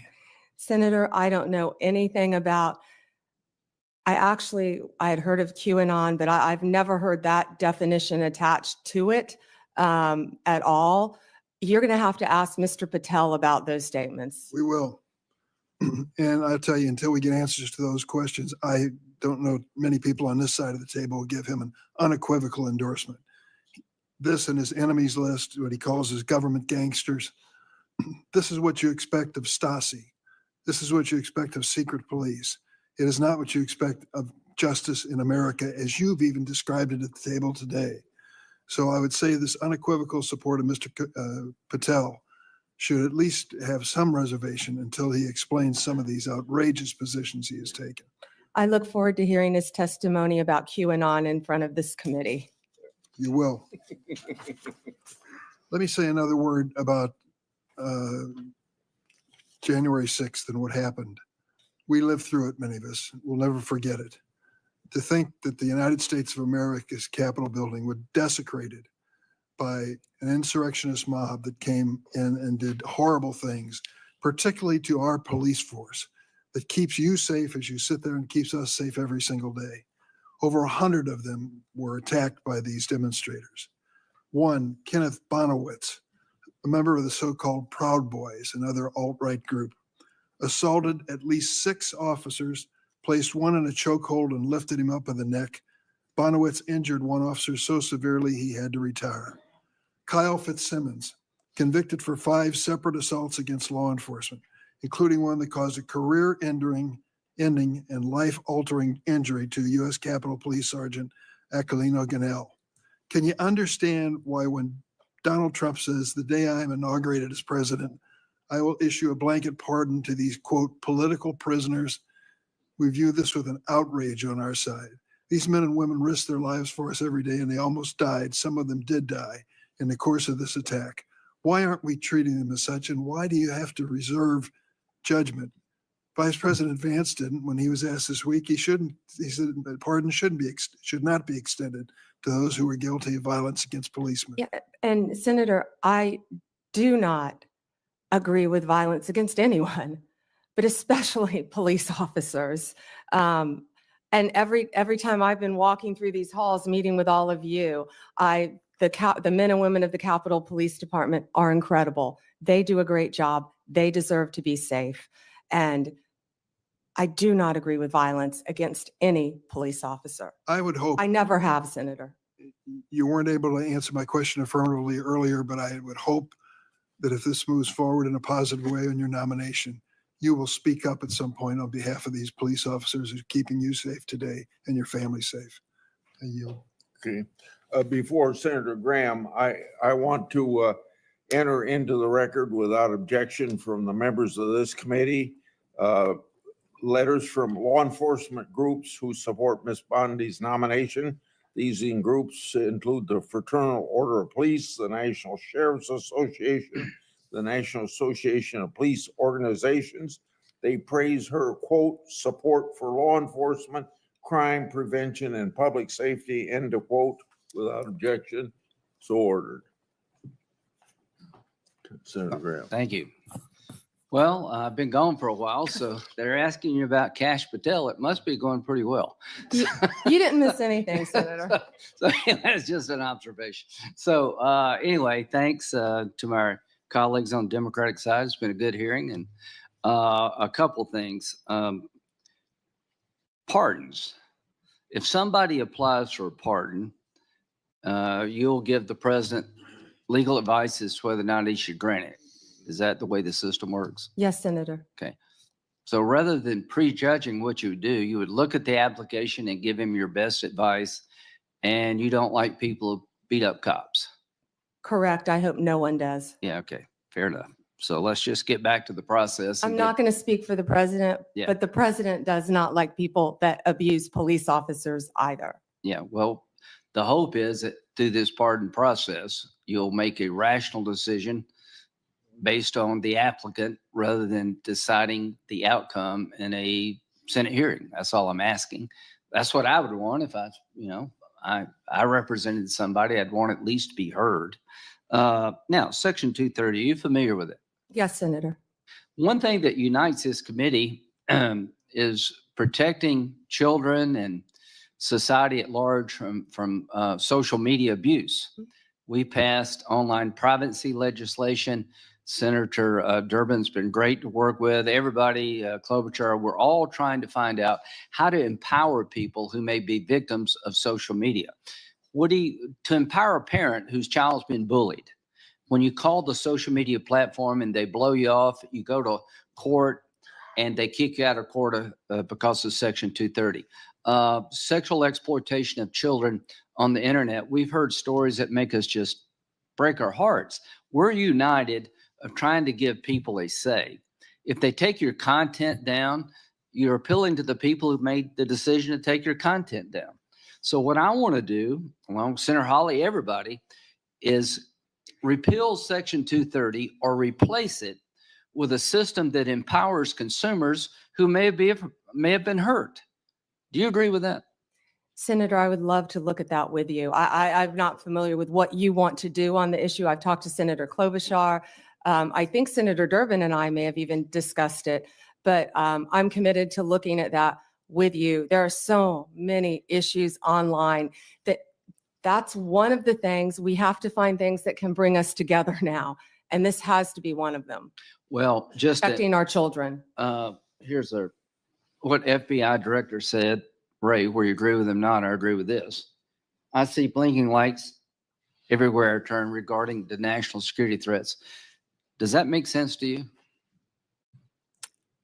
Yes, Senator. I was looking at that, the date of that. That was a year ago. Yes, Senator. I also heard about, I haven't seen it yet, his 60 Minutes interview that was very troubling to me for our So- country. Right. We know we found 8 guys from Tajikistan that were released, caught again because they were tied to ISIS. So the point I'm trying to make is January 20th, we own this. I just urge you to the extent you can to urge the president to secure that border. We need money. The idea of moving money around from defense is not going to cut it. We need a lot of money for bed space to finish the wall, do technology, hire ICE agents to accelerate deportation of people who are criminals and gang members. We don't have time to waste. I hope you'll make that an urgency because the threat is real. Are you worried about an attack on our homeland being generated from ISIS or their affiliates, and what should we do about it? Senator, I don't have a security clearance yet, but only from the public reporting that I've seen, I'm terrified. Senator Whitehouse. Thank you, Chairman. I'm going to try to fit in 2 questions in my 4 minutes. Lindsay, stick around because I'm going to say something nice about you. First, yes to 230. We've got to really work on that. There's a lot of support for fixing 230. In fact, outright repealing 230 in this committee. First question. Presumably, your commitment to fairly enforcing the law based on facts and evidence would also apply to environmental cases. Yes, Senator. I'm concerned because, under Trump, criminal prosecutions for pollution dropped sharply in his first term. And you will be running an Environment and Natural Resources Division that has things like, for instance, a methane task force that big polluters who spent big money to get President Trump reelected don't like. And they're going to be coming to you to say, hey, we don't want a whole lot of enforcement on this. Methane leaks, carbon dioxide leaks, it's a pollutant, polluting our water, polluting our air. Will you be strong when that happens? Senator, if you haven't learned yet, I'm pretty strong and I'm pretty independent. And I think you and I spoke about this in your We office did. a bit. I don't know a lot about that issue, but I am committed to meeting with the ENRD division and talking to you about it. I wish I knew more about the issue you faced, but I don't. But I'm committed to absolutely looking at it and doing what I can to help you Great. in your state. I don't want environmental prosecutions to be an ignored stepchild subset. It's law just like any other law. The second question that I'd like to get to goes back to Chairman Grassley's opening comments that it's going to be really important for the Department of Justice under your leadership to answer questions from senators, both Republican and Democrat, and to give us real answers. Sometimes the best oversight comes from the other party. And indeed, sometimes the best oversight comes from one senator who sticks to one issue and persists at it without necessarily support from the rest of the committee. And that oversight has been really consequential in the past, and it's really important. So Chairman Grassley has been very good about trying to enforce that rule. And I want to tell you just a quick story about something that went the wrong way, I believe. Crossfire Hurricane was mentioned by Senator Graham. There was a committee investigation into Crossfire Hurricane. During that Crossfire Hurricane investigation, box loads of material was provided by the department and the Bureau to Senate Republicans.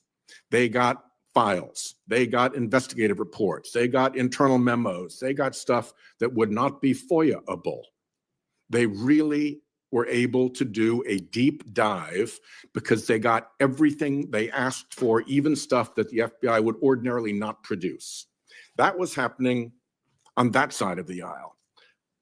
For me, I had questions about Justice Kavanaugh's supplemental background investigation. And I asked for things like, what is the Department of Justice policy for how tip lines work? That's a FOIA-able question. I didn't get a single piece of paper. I asked for things like, what are the ground rules for investigations of supplemental background investigations? I didn't get a single piece of paper. Senator Graham called the Deputy Attorney General up into his office to say, will you guys please knock it off and give this guy some information? So, you know, I have lived the example of, if you're a Republican, I will take the chairman at his word that he wants the department to be responsive to requests from all of us. And I would ask you, will you be responsive to all of us, irrespective of our party affiliation, if we are asking legitimate questions that you have the power to answer? Senator, I think I've said that from the beginning. Yes, especially on Freedom of Information Act, I will follow the laws that apply to the Freedom of Information Act. I believe in that.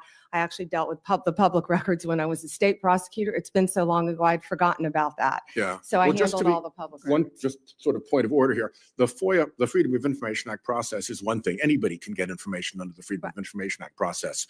As senators, we should be able to do better than that. When we're doing worse than that, that's a sign that somebody's hiding something. When we're doing better than that, that's a good thing for congressional oversight. Thank you, Chairman. Thank you. Senator Tillis. Can we take a Oh. minute off Senator Schiff, since I'm joking, since he took an extra minute? I'm joking. Yes, you can. You wanted to say something to Senator Schiff? No, sir, I asked if we could take a minute off Senator Schiff since Senator Whitehouse went took an over by a extra minute. minute. I was teasing. I'm sorry. Okay. Senator Tillis. Thank you, Mr. Chairman. Ms. Bondi, I wanted to come back, and I'm glad I did, because I got another mark on my bingo card. QAnon came up. It's a little known fact, but the so-called, I think I heard someone say that that's an organization, a cabal that has cannibalistic tendencies. I don't know if y'all know this. It's a well-documented fact that the so-called QAnon shaman is a vegetarian who actually had to be transferred to another prison to satisfy his dietary needs after being sentenced to 41 months in prison. So I don't know if all the QAnon people are cannibals, but it's a little bit absurd. I just wanted to add a little levity here and let y'all know I'm one mark away from hitting bingo.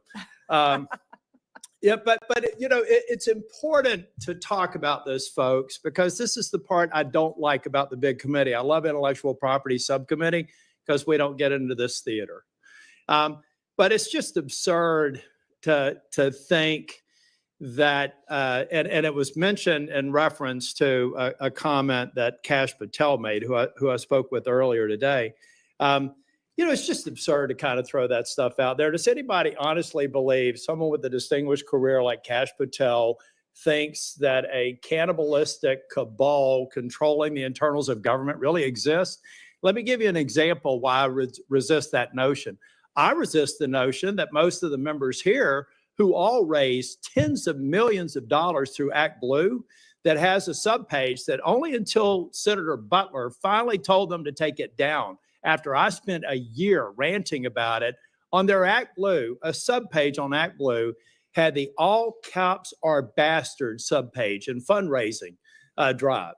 I came to this committee for a year and tried to encourage my members to say, this is absurd. So would it be fair for me to say that President Biden is embracing an organization that thinks all cops are bastards and you should have a fundraising run for 13.12 miles and protest outside of police departments and put pressure on them?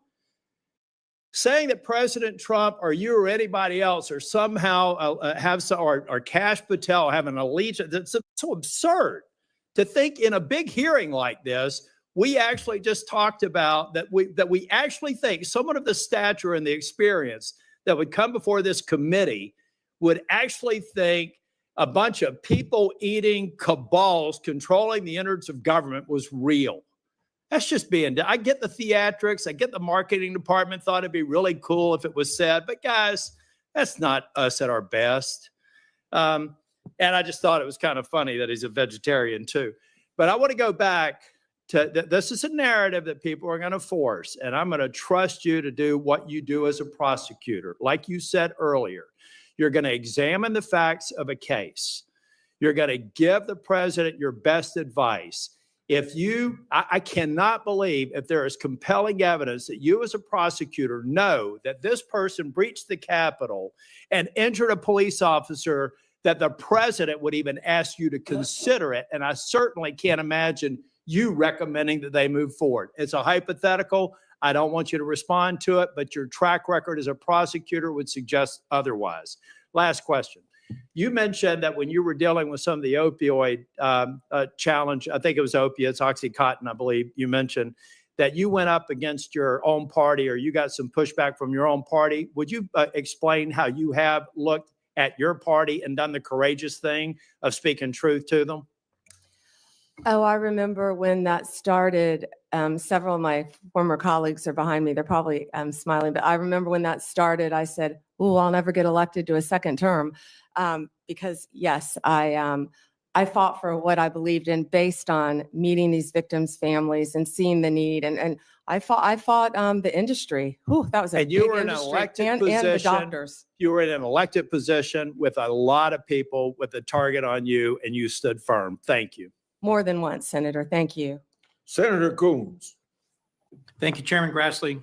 Attorney General Bondi, in our previous conversation, we talked about criminal justice reform, and in particular, your contribution to the enactment of the First Step Act in the previous Trump administration. And I just want to talk with you about a couple of bipartisan initiatives in this area. Senators Cornyn, Lee, Durbin, Tillis, Booker, and I have introduced a bipartisan bill called the Safer Supervision Act. It focuses on the fact that federal probation officers have a massive caseload, often more than 100 folks they are supposed to be closely supervising. And this bill would work on focusing supervised release resources on those who really need it and creating positive incentives for those who are willing and able to be rehabilitated and leave prison much less likely to reoffend. What's your experience about the need to support people when they get out of prison and to provide them with positive incentives rather than just leaving them to their own free will and the very high likelihood they may reoffend and thus violate public safety concerns? Yeah, and Senator Coons, that's why reentry, we call it, halfway houses, what you need, Senator Welch, are so important because many people deserve to go to prison, but many people are going to get out of prison. And we don't want a revolving door. We want to do everything we can to make productive members of society. And when someone goes to prison, I mean, I saw this every day. You saw this as a revolving door. People get out and first of all, I'll back up. We need drug programs. I could go on. We need drug programs, more drug programs in our prison. We have to. Mental health, we would be here for another 2 days. We have to get more mental health in our prison system, counseling to help people. I think our local jails actually do a better job of it, at least in Florida. But we've got to work on that because when people get out, we expect them to do well. Many people don't even know how to go get a driver's license, yet we're telling you, go get a job, to have a place to live. So we have to do everything we can to help. If I could move to the driver's license question.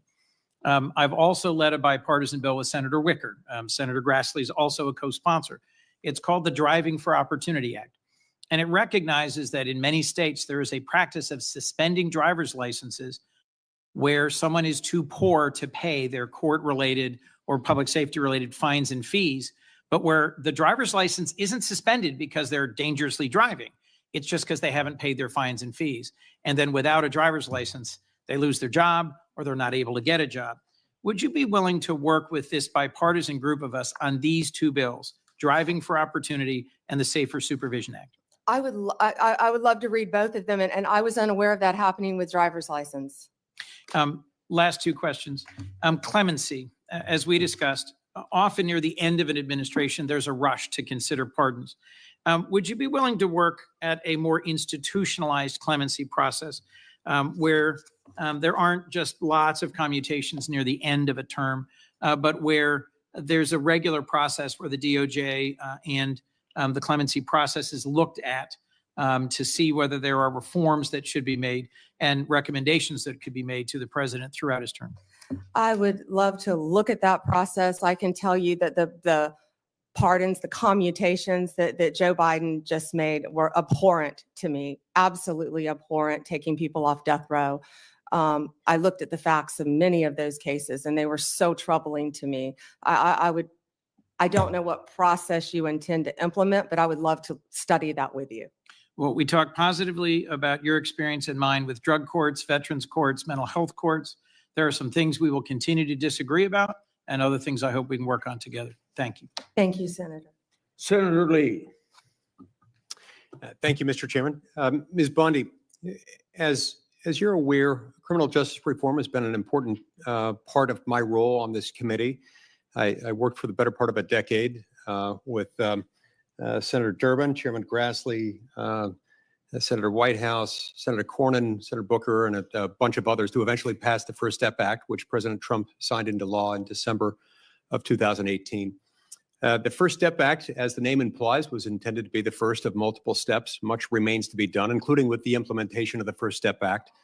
The credits available under the First Step Act are still being implemented and need more. I assume you'd be willing, if confirmed, to help us continue to implement the First Step Act. Yeah, yes, Senator. And also, I just learned, it's my understanding, I don't know for fact, but it's my understanding that a lot of those beds for halfway houses, for reentry, have not been filled under the First Step Act. So if that's true, I want to look at that right away and figure out why. Right.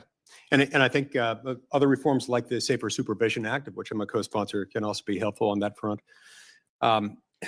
It's always important to make sure that we're running, although ours is not the largest criminal law enforcement institution in the country, meaning the states themselves have far more criminal cases, far more prisoners under their jurisdiction collectively than the United States government does. And nonetheless, it is a significant presence. And states often look to the federal government, sometimes for good, other times for ill, on leadership as to where they should take their own criminal justice system. And so it's important that we get this right, especially given that we've been wrong at times in the past. I also think it's important to address the topic of overcriminalization. A few years ago, a few of us on this committee decided that we wanted to find out how many federal crimes are on the books. We reached out to the Congressional Research Service, the CRS, whose job it is to answer such questions like this when members have these questions. The answer that came back was stunning. The answer that came back was to the effect that the answer is unknown and unknowable, but at least 300,000. A lot of the reason for this is that there are a lot of instances in which federal regulations impose criminal penalties. Impose criminal penalties often without Congress independently enacting anything, just using some sort of delegated lawmaking authority from Congress, which ought not be okay, but incorporating elements of a criminal offense into a criminal regulation, which we add to the Code of Federal Regulations at a clip of around 100,000 pages a year, give or take, depending on which parts of the Federal Register that you add to the CFR at the end of each year. It seems highly problematic to me for multiple reasons. Reason number one, of course, are that Article 1, Sections 1 and 7 make clear that you cannot make a federal law or change a federal law without Congress, without both houses of Congress passing the same text, submitting it to the president. Reason number two, oftentimes when this happens, you end up with an either absent or hugely ambiguous mens rea, meaning the standard of intent with which one must have acted in order to commit the criminal offense in question is often absent or at least so murky that nobody can tell what it means. Both of these things, of course, lead to huge problems for defendants and for the liberty interests of the American people. So I'd ask that you, if confirmed, help work with us on these things and share any thoughts you might have on them. Yes, Senator. And I wasn't aware of the mens rea issue. Yes. Senator Klobuchar. Very good. Thank you very much, Mr. Chairman, and thank you for mentioning antitrust. I'm really proud of the work you and I have done together, as well as Senator Lee and I.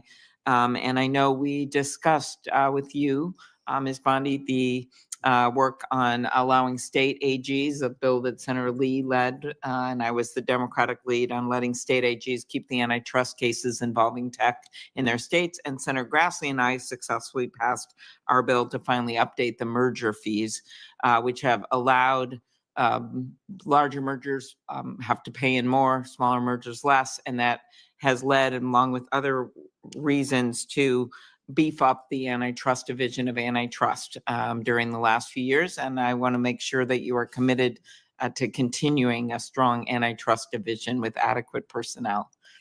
And if I am confirmed, I intend on bringing in Gail Slater. She is amazing, and I think bipartisan support for her, and did a lot of antitrust. Well, I had someone who knew antitrust much better than I when I was state attorney general, and it's very important.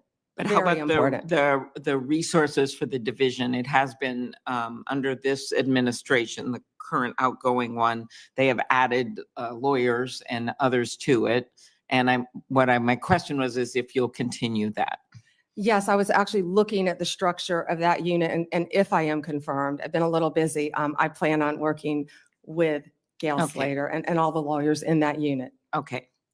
And then just you and I discussed some of the important cases, the Google case, Live Nation, Ticketmaster, the Apple case. I don't know if we talked about that one, but RealPage. And will you commit to continue these cases and to pursue remedies that will fully protect consumers from anti-competitive conduct?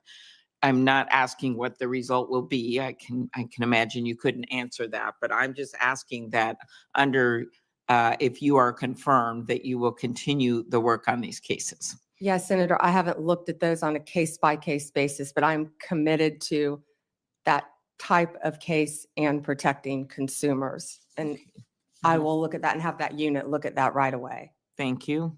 At its founding in 1870, the Justice Department's priority was to enforce civil rights. That's what was founded, the reason guaranteed by the 13th, 14th, and 15th Amendments during Reconstruction. Today, civil rights enforcement is led by the Civil Rights Division. Do you believe it is a critical mission of the Justice Department to vigorously enforce our nation's civil rights laws? Yes, Senator. Okay, thank you. Voting rights. Will you commit to properly enforcing federal laws that protect the right to vote that are critical to ensuring free and fair elections like the Voting Rights Act? Yes, Senator. Okay. We're back to the FBI nominee. Again, I express my deep concern, Kash Patel. He has vowed to retaliate against the president-elect's enemies, quote, not just in the government, but in the media, end quote. As we know, the president-elect has already sued a pollster in Iowa whose predictions turned out to be wrong, which happens with pollsters all over the place, as we all know. But a free press is essential to our democracy. Reporters must be able to do their job without fear of being investigated or prosecuted. Will you commit that the Justice Department, under your leadership, if confirmed, will respect the importance of a free press? Absolutely. And if the president or the, depends on who the FBI director is, I have some strong views on that, tries to push to go after the media, how would you respond to that? I have not, clearly he's made some statements, but I haven't talked to Mr. Patel about those statements. But going after the media just because they're the media is wrong, of course. All right, thank you. Senator Kennedy. Thank you, Mr. Chairman. General, I admire your spunk. Coming from you, Senator, that is a huge compliment. You know, I learned the hard way up here. You may know it already, but up here, if you turn the other cheek, you just get it in the neck. You're friends with President Trump, are you? Yes, Senator, and I spoke to him this morning. You're not enemies. No, Senator. I don't think I'd be sitting here if I was an enemy. He'd be crazy to have me sitting here if I was an enemy. So you're friends. Yes, Senator. I find otherworldly this suggestion by some of my colleagues that somehow disqualifies you. Have you ever seen a president of the United States appoint his enemies to his cabinet? Exactly, Senator. I think many presidents, including President Obama, were friends with his attorney general throughout the years. Okay. I want to also ask you about one of the suggestions of my colleagues. I wrote it down. He said he was concerned that, quote, you would start with a name to prosecute and then look for a crime, unquote. It made me immediately think of District Attorney Bragg in New York, who actually in 2019 ran a campaign in large part suggesting that if you elect me, I'll prosecute Donald Trump. I believe there were others as well, Senator. Right. How long were you a prosecutor? 18 years. Okay. Is there anything in your background to suggest that my colleague's suggestion that you would start with a name and then look for a crime, is there anything in your background that would give him basis to say that? No, Senator. Okay.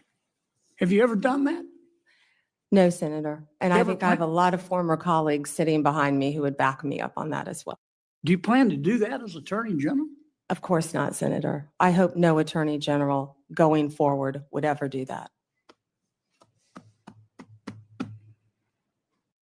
Well, I thank you for your time today. One need not be clairvoyant to see that you're going to be confirmed. And you talked a lot about bringing us together today. I'll make this suggestion. Senator Durbin talked about it. You can bring us together if you will just answer Grassley's letters. That will be a really good start because you'll never hear the end of it, nor should you.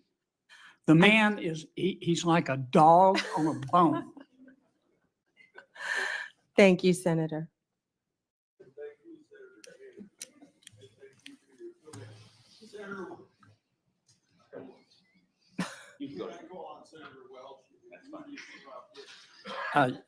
Thank you very much. Thank you, Ms. Bondi. Three things. One, I do have some concern that whoever is the Attorney General, you or anyone, is going to be presumably, will be under a significant amount of pressure at some point from the president. Attorney General Barr was, Attorney General Sessions was. Yeah, and you've made it very clear your client is the Constitution. I think that's very reassuring to us. But the president does have now a Supreme Court provided immunity. And I just want to express to you my concern, and it really does align with what Senator Schiff said. You have what I regard as a very bad decision by the Supreme Court. The president should not be above the law, never has been. And my concern on the basis of statements that President-elect Trump has made is that he does identify people as political enemies, including Senator Schiff. And there may come a day where there is pressure on you. And I'm just going to express my hope that that independence that you've had throughout your career when it comes to the Constitution or pressure from a higher official, that you're going to choose the Constitution. So you don't even have to answer that, but it's a concern I share, I think, not just with colleagues here, but with many Americans. My colleagues have made the case about weaponization in this administration. We can have a debate about that, but there's been a universal statement here that we want the rule of law to be the basis of going forward. So thank you for allowing me to say that. Second, I'm really interested in your focus on how do we cut down on recidivism. I was a public defender. That's how I got started. You started prosecutor. In Vermont, prosecutors and defenders were good friends. We each had a job to do. But my experience with my clients, and I'm accepting folks who they're really dangerous. You've got to lock them up. You've got to throw away the key. But the vast majority of people had a substance abuse problem, oftentimes had very limited education, oftentimes face these incredible dilemmas that Senator Coons was talking about, where they get fines and they get their license suspended. So the job they had now, they lose. So can you just elaborate a bit on what you want to do to inject some energy into dealing with cutting down on recidivism? Well, first, we can address it at the Bureau of Prison level, of course. What we talked about, those are for the people who will be locked up in prison serving sentences, to make sure they get the resources that they need upon release. 98% of the people in the Bureau of Prisons will be released. I believe it's a mess right now, a mess. And when you look at an organizational chart of the office, assuming I may get confirmed, I was looking at all the slots and my eyes went down to the bottom to Bureau of Prisons because of my career experience as a prosecutor and caring about what happens there for the very reasons you said. We need more drug courts. And you were talking about drug addicts as well. Mm-hmm. It's more than that. And we both know that. It's also people who are dual diagnosed, meaning Right. you have a drug addiction, but also mental health issues. And that's Well, Senator, I'd like that's to, something that I would can't like wrap to my head work- around yet. Right. I'd like to work with you on that. And then the third thing is that I mentioned this earlier, the consumer issues, the False Claims Act efforts that you can bring, the challenge to ripoffs in the civil sphere, where companies are doing things that are just crushing our consumers and charging ripoff in overcharging. That is very, very important. And I hope that there'll be as much emphasis on protecting consumers as there will be on protecting public safety, which obviously is a high priority for you and for the department. Yes, Senator. Okay, thank you. Thank you. I yield back. Thank you, Mr. Chairman. I think you're doing incredible today. I'm not surprised. Mom, how are you doing? Good? I told her not to react no matter what. That's probably harder for her than it is for you. Well, listen, we've talked about this over the years. So for me, I didn't know any lawyers growing up. I'm trying to think when I actually met a lawyer in my life. I grew up in a really blue collar neighborhood, but I was attracted to the law because I felt like it gave guardrails for people to pursue their dreams, right? That you would be on equal footing.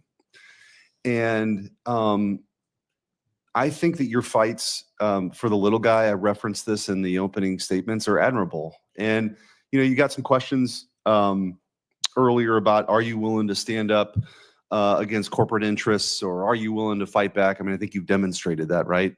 I think we did it together when we were attorneys general as well. Yeah, your client is the people, and it's your job to fight for them. Because in these jobs, especially even a local prosecutor, I think is even more appropriate scenario. There's only one local prosecutor. There's only one prosecutor in that county.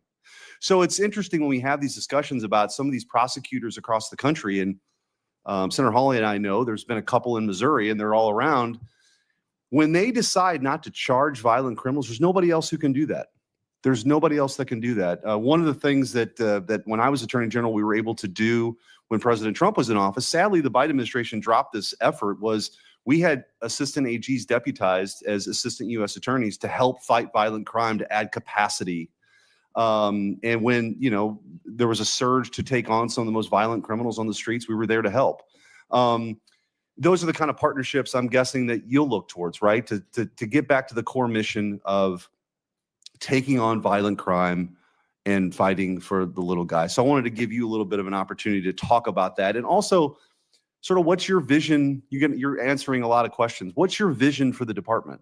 I mean, how do you see your role? How do you want to go do that? I think you're incredibly qualified to do it, but just in your own words, what are the things that you're going to focus on? Yeah, Senator, it's truly overwhelming when you look at the volume of that department, the Department of Justice. It is the largest law firm in the world.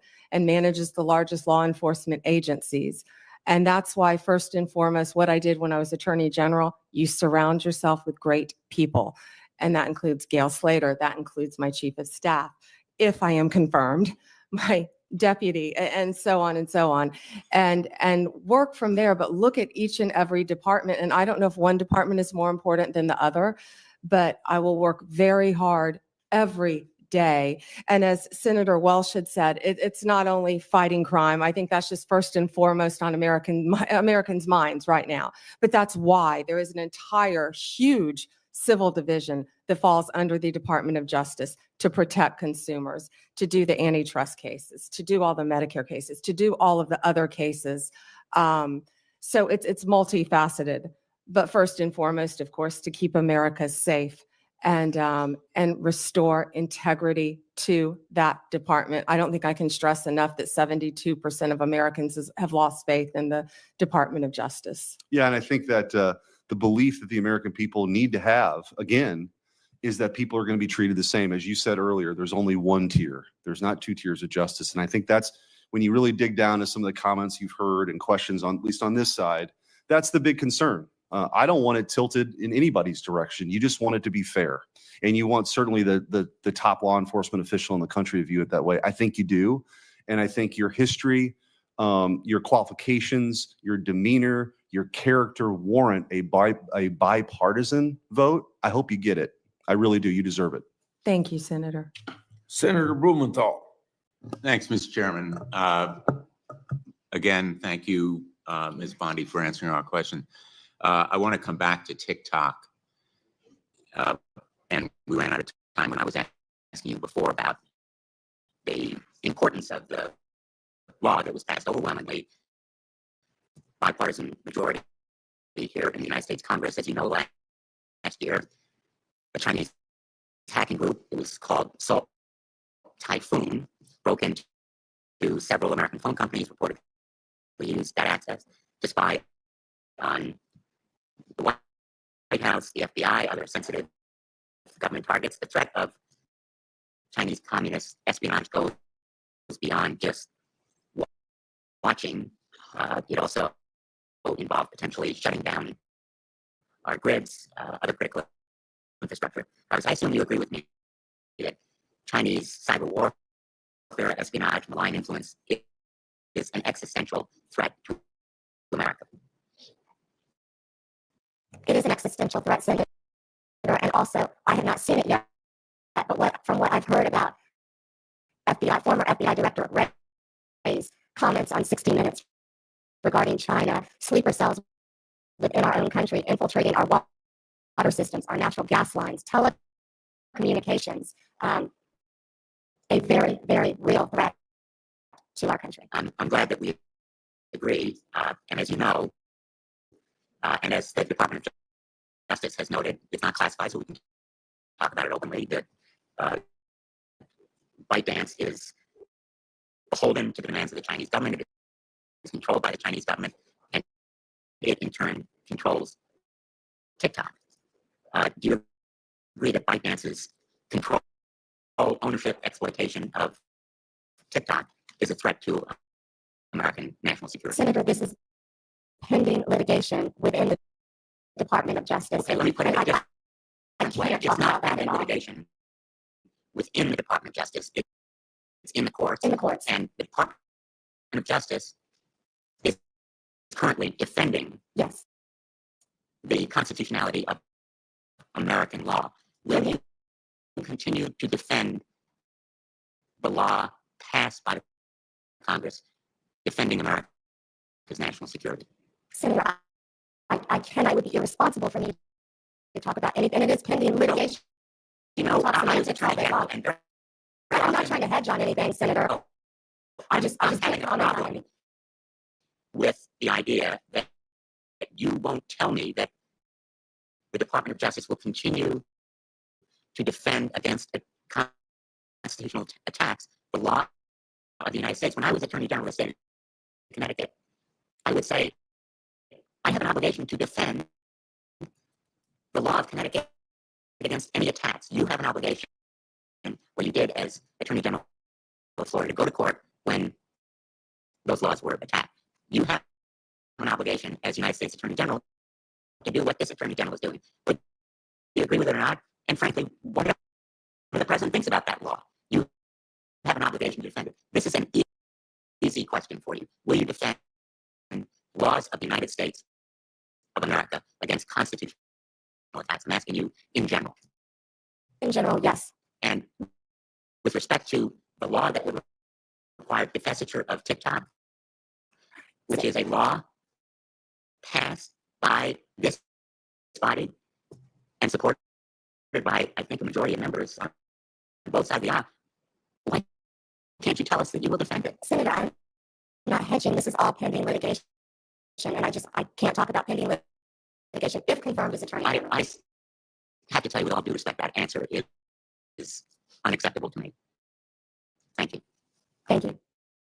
Before I go to Senator Brett, I'd like to enter a letter into the record from former Department of Justice employees who support Ms. Bondi's nomination. This bipartisan group of attorneys includes several former AGs, assistant attorneys general, U.S. attorneys, a right to share both strong and enthusiastic support, unquote, for Ms. Bondi and attest to their, quote, integrity, her integrity and devotion to the rule of law, end of quote, without objection. I would enter these into the record. Hearing none, so ordered. Senator Brett. Thank you, Mr. Chairman. Several of my colleagues on the other side of the aisle have insinuated that your friendship with Donald Trump is a problem. My colleagues on my side of the aisle have leaned into this, kind of exposing the hypocrisy, given what we have seen before from previous administrations. And I would just like to read something to you from 1961. Washington, January 13th. The Senate Judiciary Committee approved without objection today President-elect John F. Kennedy's selection of his brother, Robert, as Attorney General. The vote came after a 2-hour hearing. Would you like a 2-hour hearing, by the way? Yeah, that's right. The vote came after a 2-hour hearing devoted in large part to the praise of Mr. Kennedy. Forecast that there would be several critical questionings, especially from Republicans, proved incorrect. All 14 committee members present voted to approve the nomination when it was formally made. The New York Times. As it said, blood is thicker than water, meaning family bonds are stronger than any other relationship. I just think that needs to be before the American people once again, and I appreciate you continuing to reiterate that you will serve the people of this great country and that you will follow the law. Thank you, Senator. I'd like to move to something that has become another theme of this hearing, and that is Senator Grassley's letters. So I myself sent a letter to our current Attorney General and unfortunately received the very same treatment. So in front of this committee, Merrick Garland, Attorney General Garland, had made a testimony that we found evidence to possibly contradict what he had said. On March 23rd, he came in front of the Appropriations Committee, where I was a member, and I presented him with evidence that the DOJ had actively discouraged the enforcement of 18 United States Code Section 1507 at the homes of Supreme Court justices in the wake of the leak of the Dobbs decision. Evidence that appeared that he had clearly either misled or misinformed this committee. Evidence that showed that the department was putting politics above duty. Section 1507, as you well know, makes it illegal to picket or parade near a judge's residence with the intent of influencing them in the discharge of their duty. It was openly and frequently violated on numerous occasions in the summer of 2022, yet never enforced by U.S. Marshals stationed at the home of the justices, in large part because of the evidence that we showed that they had been actively discouraged from making arrest. When we asked Attorney General Garland why no one had been prosecuted, he said because no one had been arrested. Really going back to the fact that the U.S. Marshals in these slides were actively discouraged from making them. On May 3rd, 2023, I led a group of senators meeting on this committee, sending a letter to the Attorney General asking him for a response to 19 questions by the end of May. And to this day, I have yet to receive any actual response to any of my questions. To Senator Grassley's second point, if you do get a response, which mine came almost a year late, it was just words on paper.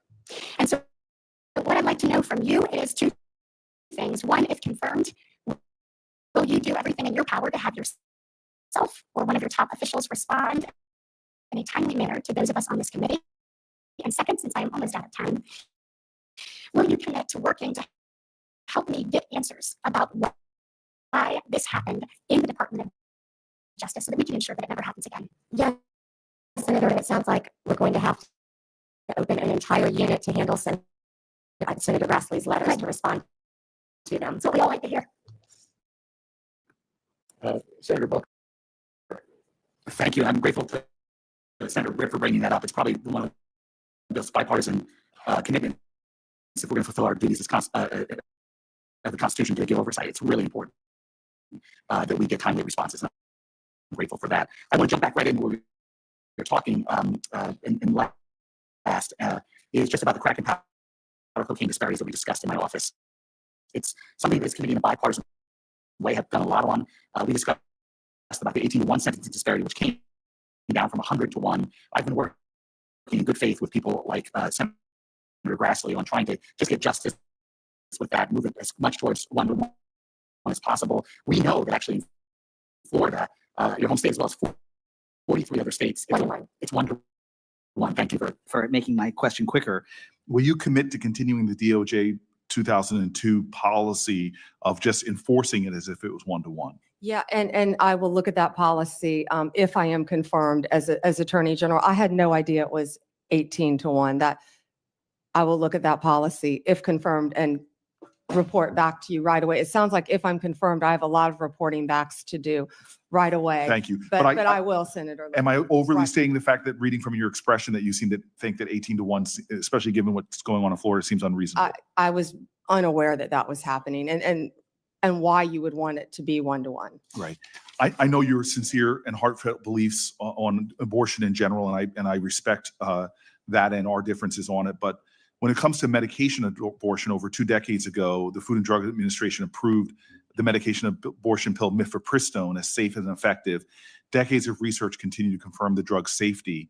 However, access to mifepristone was threatened by several lawsuits that second-guessed the FDA's expert judgment about the drug. The Department of Justice has vigorously defended the FDA's judgment about the safetiness and effectiveness. And I guess a lot of people are concerned about reversing a policy that could deeply affect people's access to mifepristone. I'm wondering if you would commit to continuing the U.S. Department of Justice's efforts to defend the FDA's judgment in lawsuits against mifepristone. I was not aware of that, Senator, until we spoke. And I think I told you I will look at that policy. I was not aware of the policy. I will look at that policy. I am personally pro-life. I've always been pro-life. But I will look at that policy. I will not let my personal beliefs affect how I carry out. I wish I had more than 90 seconds to talk to you about an issue that you've been so willing to talk to me about it. But the first step, active implementation, is, in my opinion, in a dire state. We had a bipartisan bill with 87 senators voting for it, 88 if Lindsey Graham was not off fighting the world's fight. I would like to make sure that you work with us to have implementation done. One of the reasons why it's so poorly implemented is because of the disastrous realities in the Bureau of Prisons. We've had bipartisan hearings here about the egregious stuff. The hearing was so disturbing that one of my colleagues on this side came over and said, whatever I can do, let's work together. It is understaffed, and therefore a lot of the people that are supposed to be implementing the programs that would help for people to earn time credit to get out, the education programs that are proven to reduce recidivism, can't be done because the Bureau of Prisons is a disaster in terms of staffing and funding. People leave their federal correctional officers' jobs to go to state because they can make significantly more money. Is this a cause It's horrible. Yes, morale is horrible. Do you feel a sense of urgency like I do to focus on the Bureau of Prisons, to deal with the staffing issues and help with the full implementation of the First Step Act? Yes, Senator, and yes. And I spoke about that, I think, when you were in another committee hearing, but yes, I will, of course. Thank you for the latitude, Mr. Chairman. A question for both the nominee and you, Senator Booker. You were talking about this one-to-one equation. If your implication to her was that it could be done through her actions, then it seems we've been wasting our time trying to find a compromise between you and me on that subject for legislation. I didn't prepare for this hearing, so I didn't know I'd be asked questions. I look forward to working with you. I do believe that it should be done judicially as well as with prosecutorial discretion. Judicially and legislatively as well as prosecutorial discretion. Thank you, sir. Thank you, Mr. Chairman. General Bondi, I congratulate you on an excellent job at this hearing. And I want to go back to the topic you and I discussed before, which is the politicization of the Department of Justice. I want to focus on a different aspect of it. We talked about the Department of Justice under Joe Biden and Kamala Harris being used to target the president's political enemies. We talked about it being used to protect the political friends and allies of the White House. But there's another aspect of politicization and lawlessness, and that is refusing to follow the law, utterly defying federal statutory law. And I think there's no area where this has been more egregious than as it concerns our immigration laws. We have had 4 years of a wide open southern border. My state, Texas, has borne a disproportionate burden as a consequence of that, as 12 million illegal aliens have flooded into this country. And what the Biden administration has done, no other president in the history of America has done. The Biden administration has simply ignored the law, and when illegal aliens are apprehended, they release them. Federal law says they shall be detained, says they shall be deported. And frankly, our constitutional system is not meant to deal with a president who defies the law. Article 2 says the president shall take care that the laws be faithfully executed. This administration utterly defied the law. I have said somewhat tongue-in-cheek, Joe Biden did something I previously thought was impossible. He made me miss Barack Obama. Because Barack Obama, for all my disagreements with him, when it came to illegal immigration, he by and large followed the law. Barack Obama deported millions of people. The left got mad at him and called him the deporter in chief. No administration has ever done what this administration has done, which has said, we are going to facilitate the invasion of this country. We're going to release 12 million people, and we are going to see Americans murdered, women raped, children abused and murdered. We're going to see drugs flood into this country, fentanyl flood into this country. And so I want to ask you several things on this. First of all, in your experience, what are the consequences of open borders, and who pays the price when illegal immigrants, and in particular, violent criminal illegal immigrants, are released into the country? American citizens, Senator, and I think I know they're paying the price every single day. We're seeing it, we're watching it. We've talked about Lake and Riley, of course, multiple times, but there are multiple victims, violent crime in all of our states. And as we say now, every state is a border state. I was at the border, not in your state, but in Yuma, Arizona, several months ago, and I saw firsthand, the Border Patrol agents and Customs showed us IDs and driver's license, Venezuela, from all of these countries, IDs just thrown on the ground, and people were allowed to walk freely into our country. Senator, I never knew the definition of a disposable child. I never heard that term in my entire career until I was there. A disposable child, the agents kept recognizing a little boy coming over and over. You're familiar with it, I'm sure. Same little boy. And let me ask, just because and he had been trafficked. Let me ask, because my time has expired and the issue you're raising is so incredibly important. One statistic that every American should know is the number 300,000. There are over 300,000 children that this administration has lost. little girls and little boys who came here unaccompanied, were in this administration's custody. They handed them over to adults, many of them not blood relatives, and they don't know where they are. I've never seen a single Democrat in this committee ask one question about the 300,000 children. I want to ask you a commitment. Will you, as Attorney General, investigate and make every effort to find those children, and if they are subject to abuse, get them out of those abusive situations that the federal government has put them into? Yes, Senator. Thank you. Senator Padilla. Thank you, Mr. Chairman, and I'll just follow up Senator Cruz's final comment with suggesting that we include targeting those children who are victims of unscrupulous employers as well. And happy to follow up with articles and reports as you prepare for this position. Senator, I'm sorry, employers? Yes.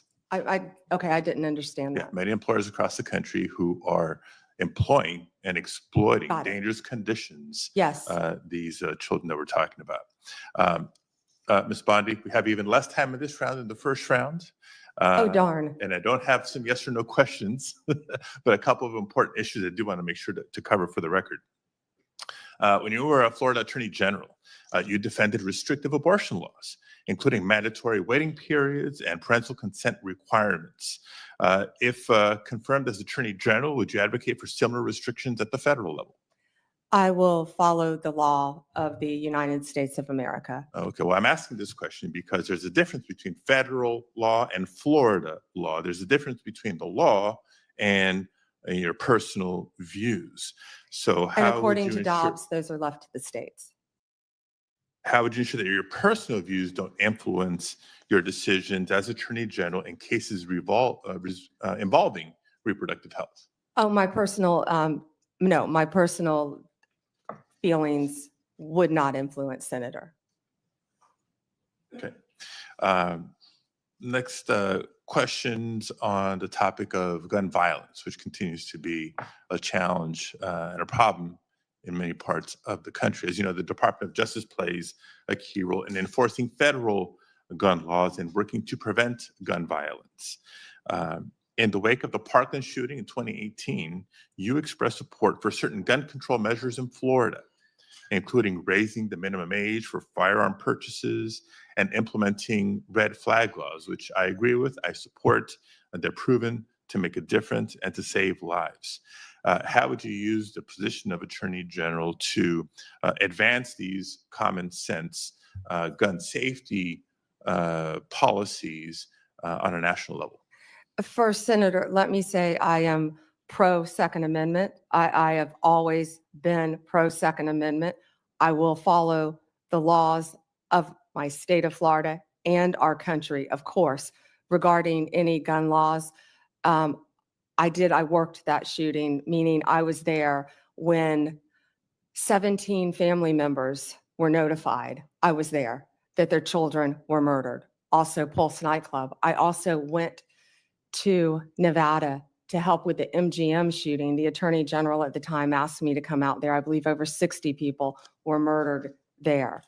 I am an advocate for the Second Amendment, but I will enforce the laws of the land. Okay, well, I appreciate that. I would certainly hope so.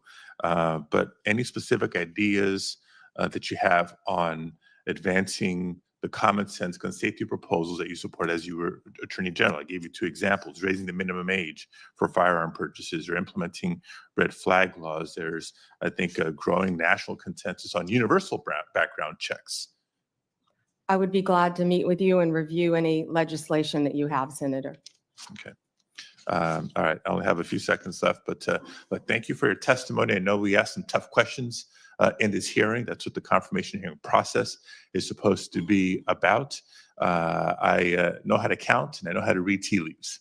It seems to me you're very, very, very, very likely to be confirmed, and certainly look forward to working with you in your office on the issues that I've raised today and more. And I certainly look forward to seeing you demonstrate the independence and respect for the rule of law that you have suggested to the committee today. Thank you. Thank you, Senator. And my prayers are with you in California again on the horrific fires and what you're doing. Thank you very much. Combat them. And thank you, Mr. Chairman. And I know you're so pleased that we're about to the end of the day. And we thank you so much for your time and your dedication and your desire to serve.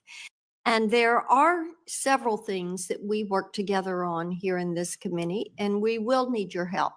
Online privacy, we have never addressed. Senator Blumenthal and I have worked on that. The Kids Online Safety Act, which we are looking forward to finishing here this under President Trump's leadership so that we can protect children in the virtual space.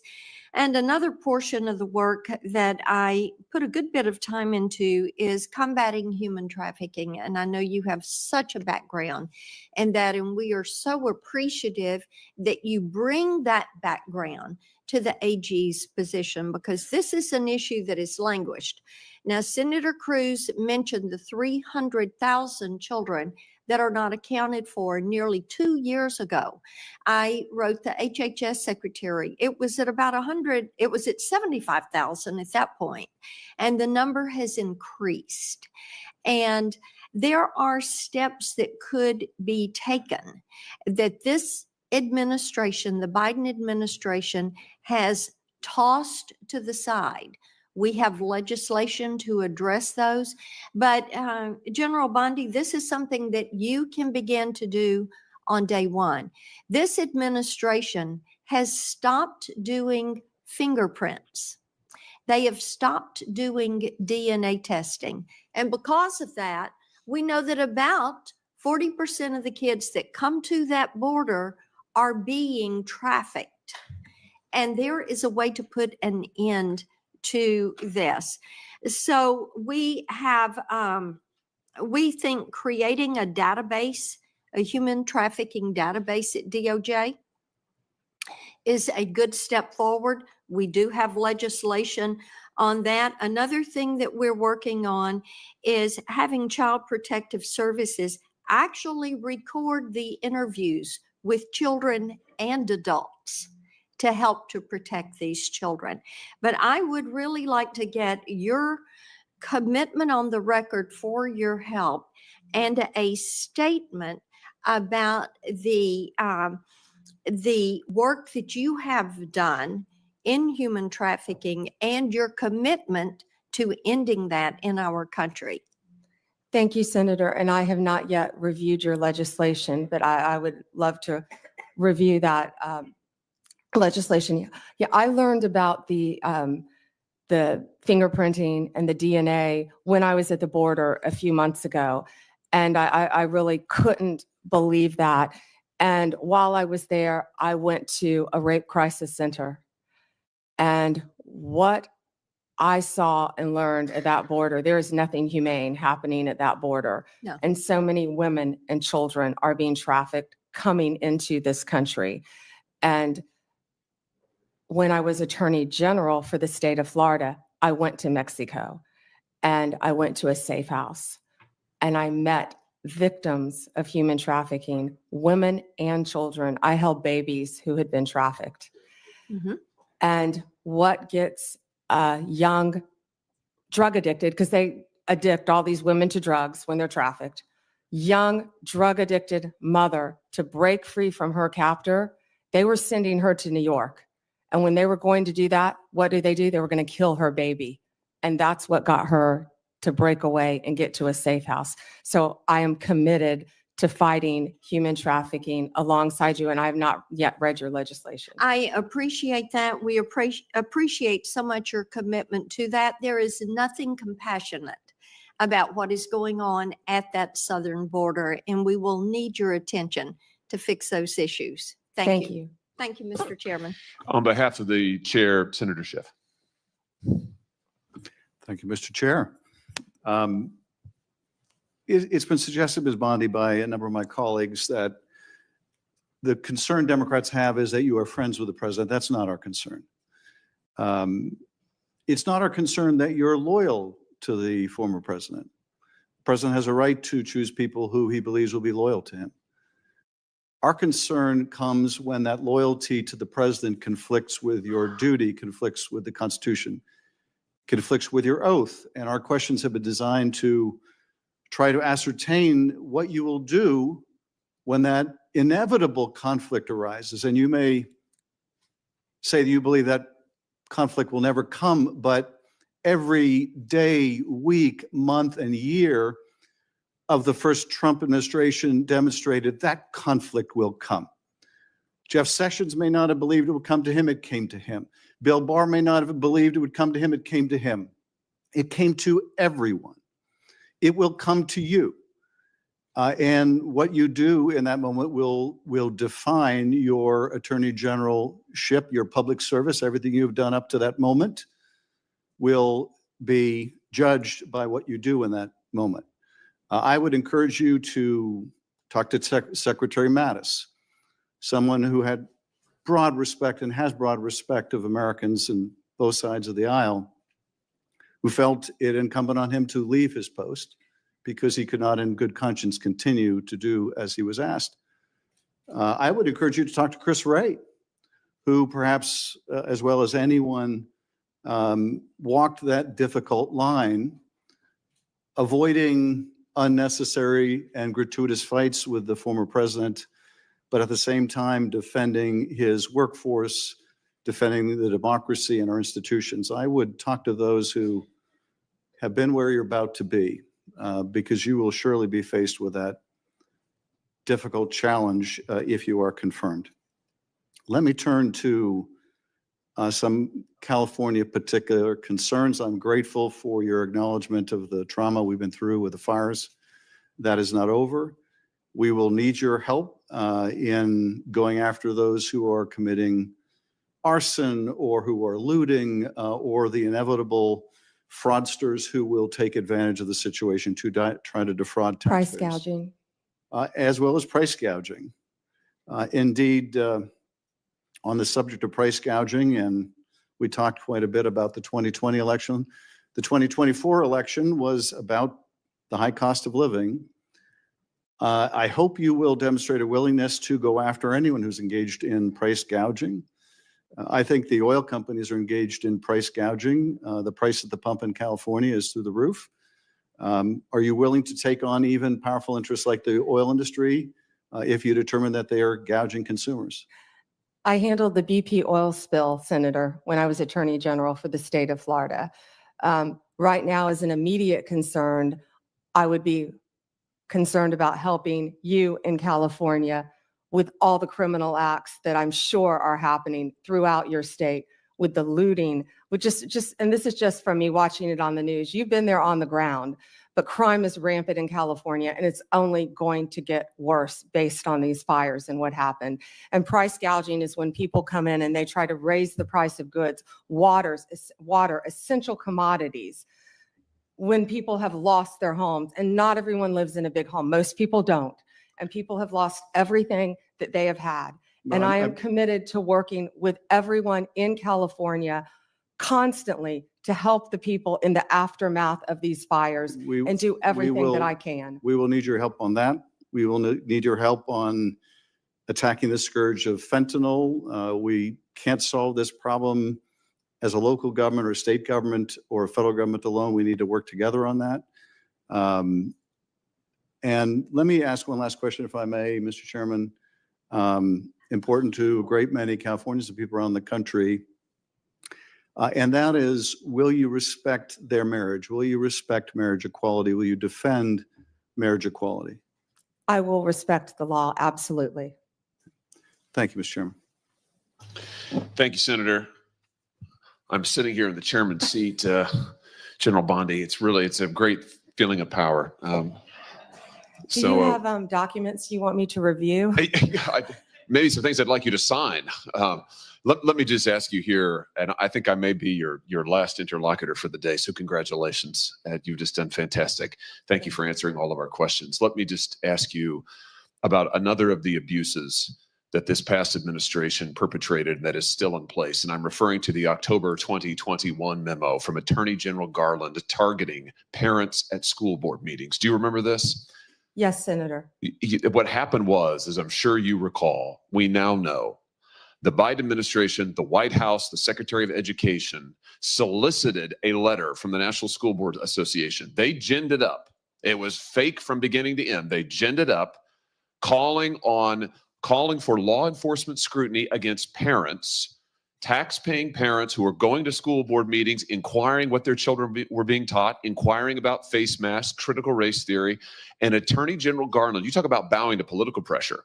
When the White House demanded he activate the FBI against these parents, amazingly, unbelievably, he did it. And he issued this memorandum in October of 2021.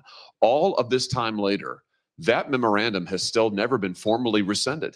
Even after the National School Board Association withdrew their letter, admitted they had been wrong to call parents potential domestic terrorists who were merely raising questions about what their children were being taught. Garland never apologized for it. He never did anything about it. It is still in effect. Here's my question for you.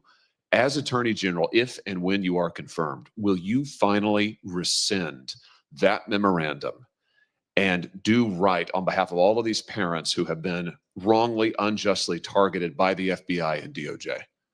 Senator, I have not yet read the memo. If I am confirmed, I will read the memo and I will do the right thing, just like I told senators on both sides of the aisle regarding their issues. Good. I look forward to you doing that, and I would hope this is something you could do on the first day after you're confirmed, to send a message to parents and law-abiding citizens everywhere. This shouldn't be a partisan issue. I bet the parents who went to these meetings, they're Republicans or Democrats.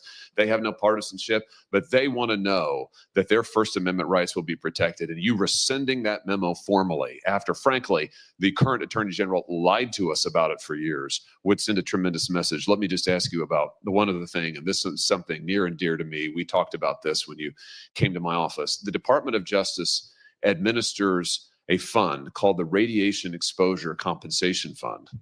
This is a fund that helps pay for the healthcare bills of Americans who have been exposed to nuclear radiation by the government through no fault of their own.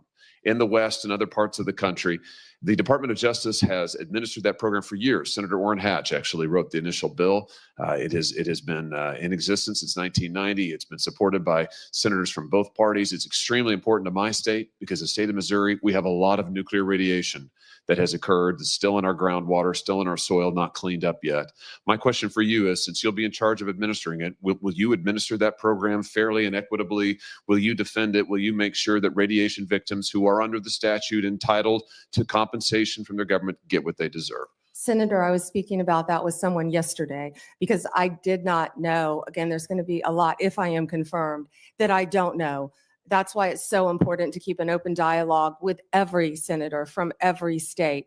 And yes, I am committed to looking at that. And I did not realize you had that horrific problem in your state. Thank you very much. Thank you for answering our questions. And with that, Mr. Chairman, I yield back my time. Before I close down this meeting, I would enter into a record from a bipartisan group of attorneys who have served as Attorney General in their respective states. This includes New York, Delaware, New Jersey, Illinois, and Hawaii. They write that Ms. Bondi has worked, quote, across both state and party lines to solve problems. And a further quote that she is, quote unquote, highly qualified nominee. Without objection, that will be put in the record. You've done extremely well. I thank you for your testimony today, and I thank your family, whatever pressures they felt. We apologize for it, but thank you for being so patient through all this process. You should be very proud, Ms. Bondi.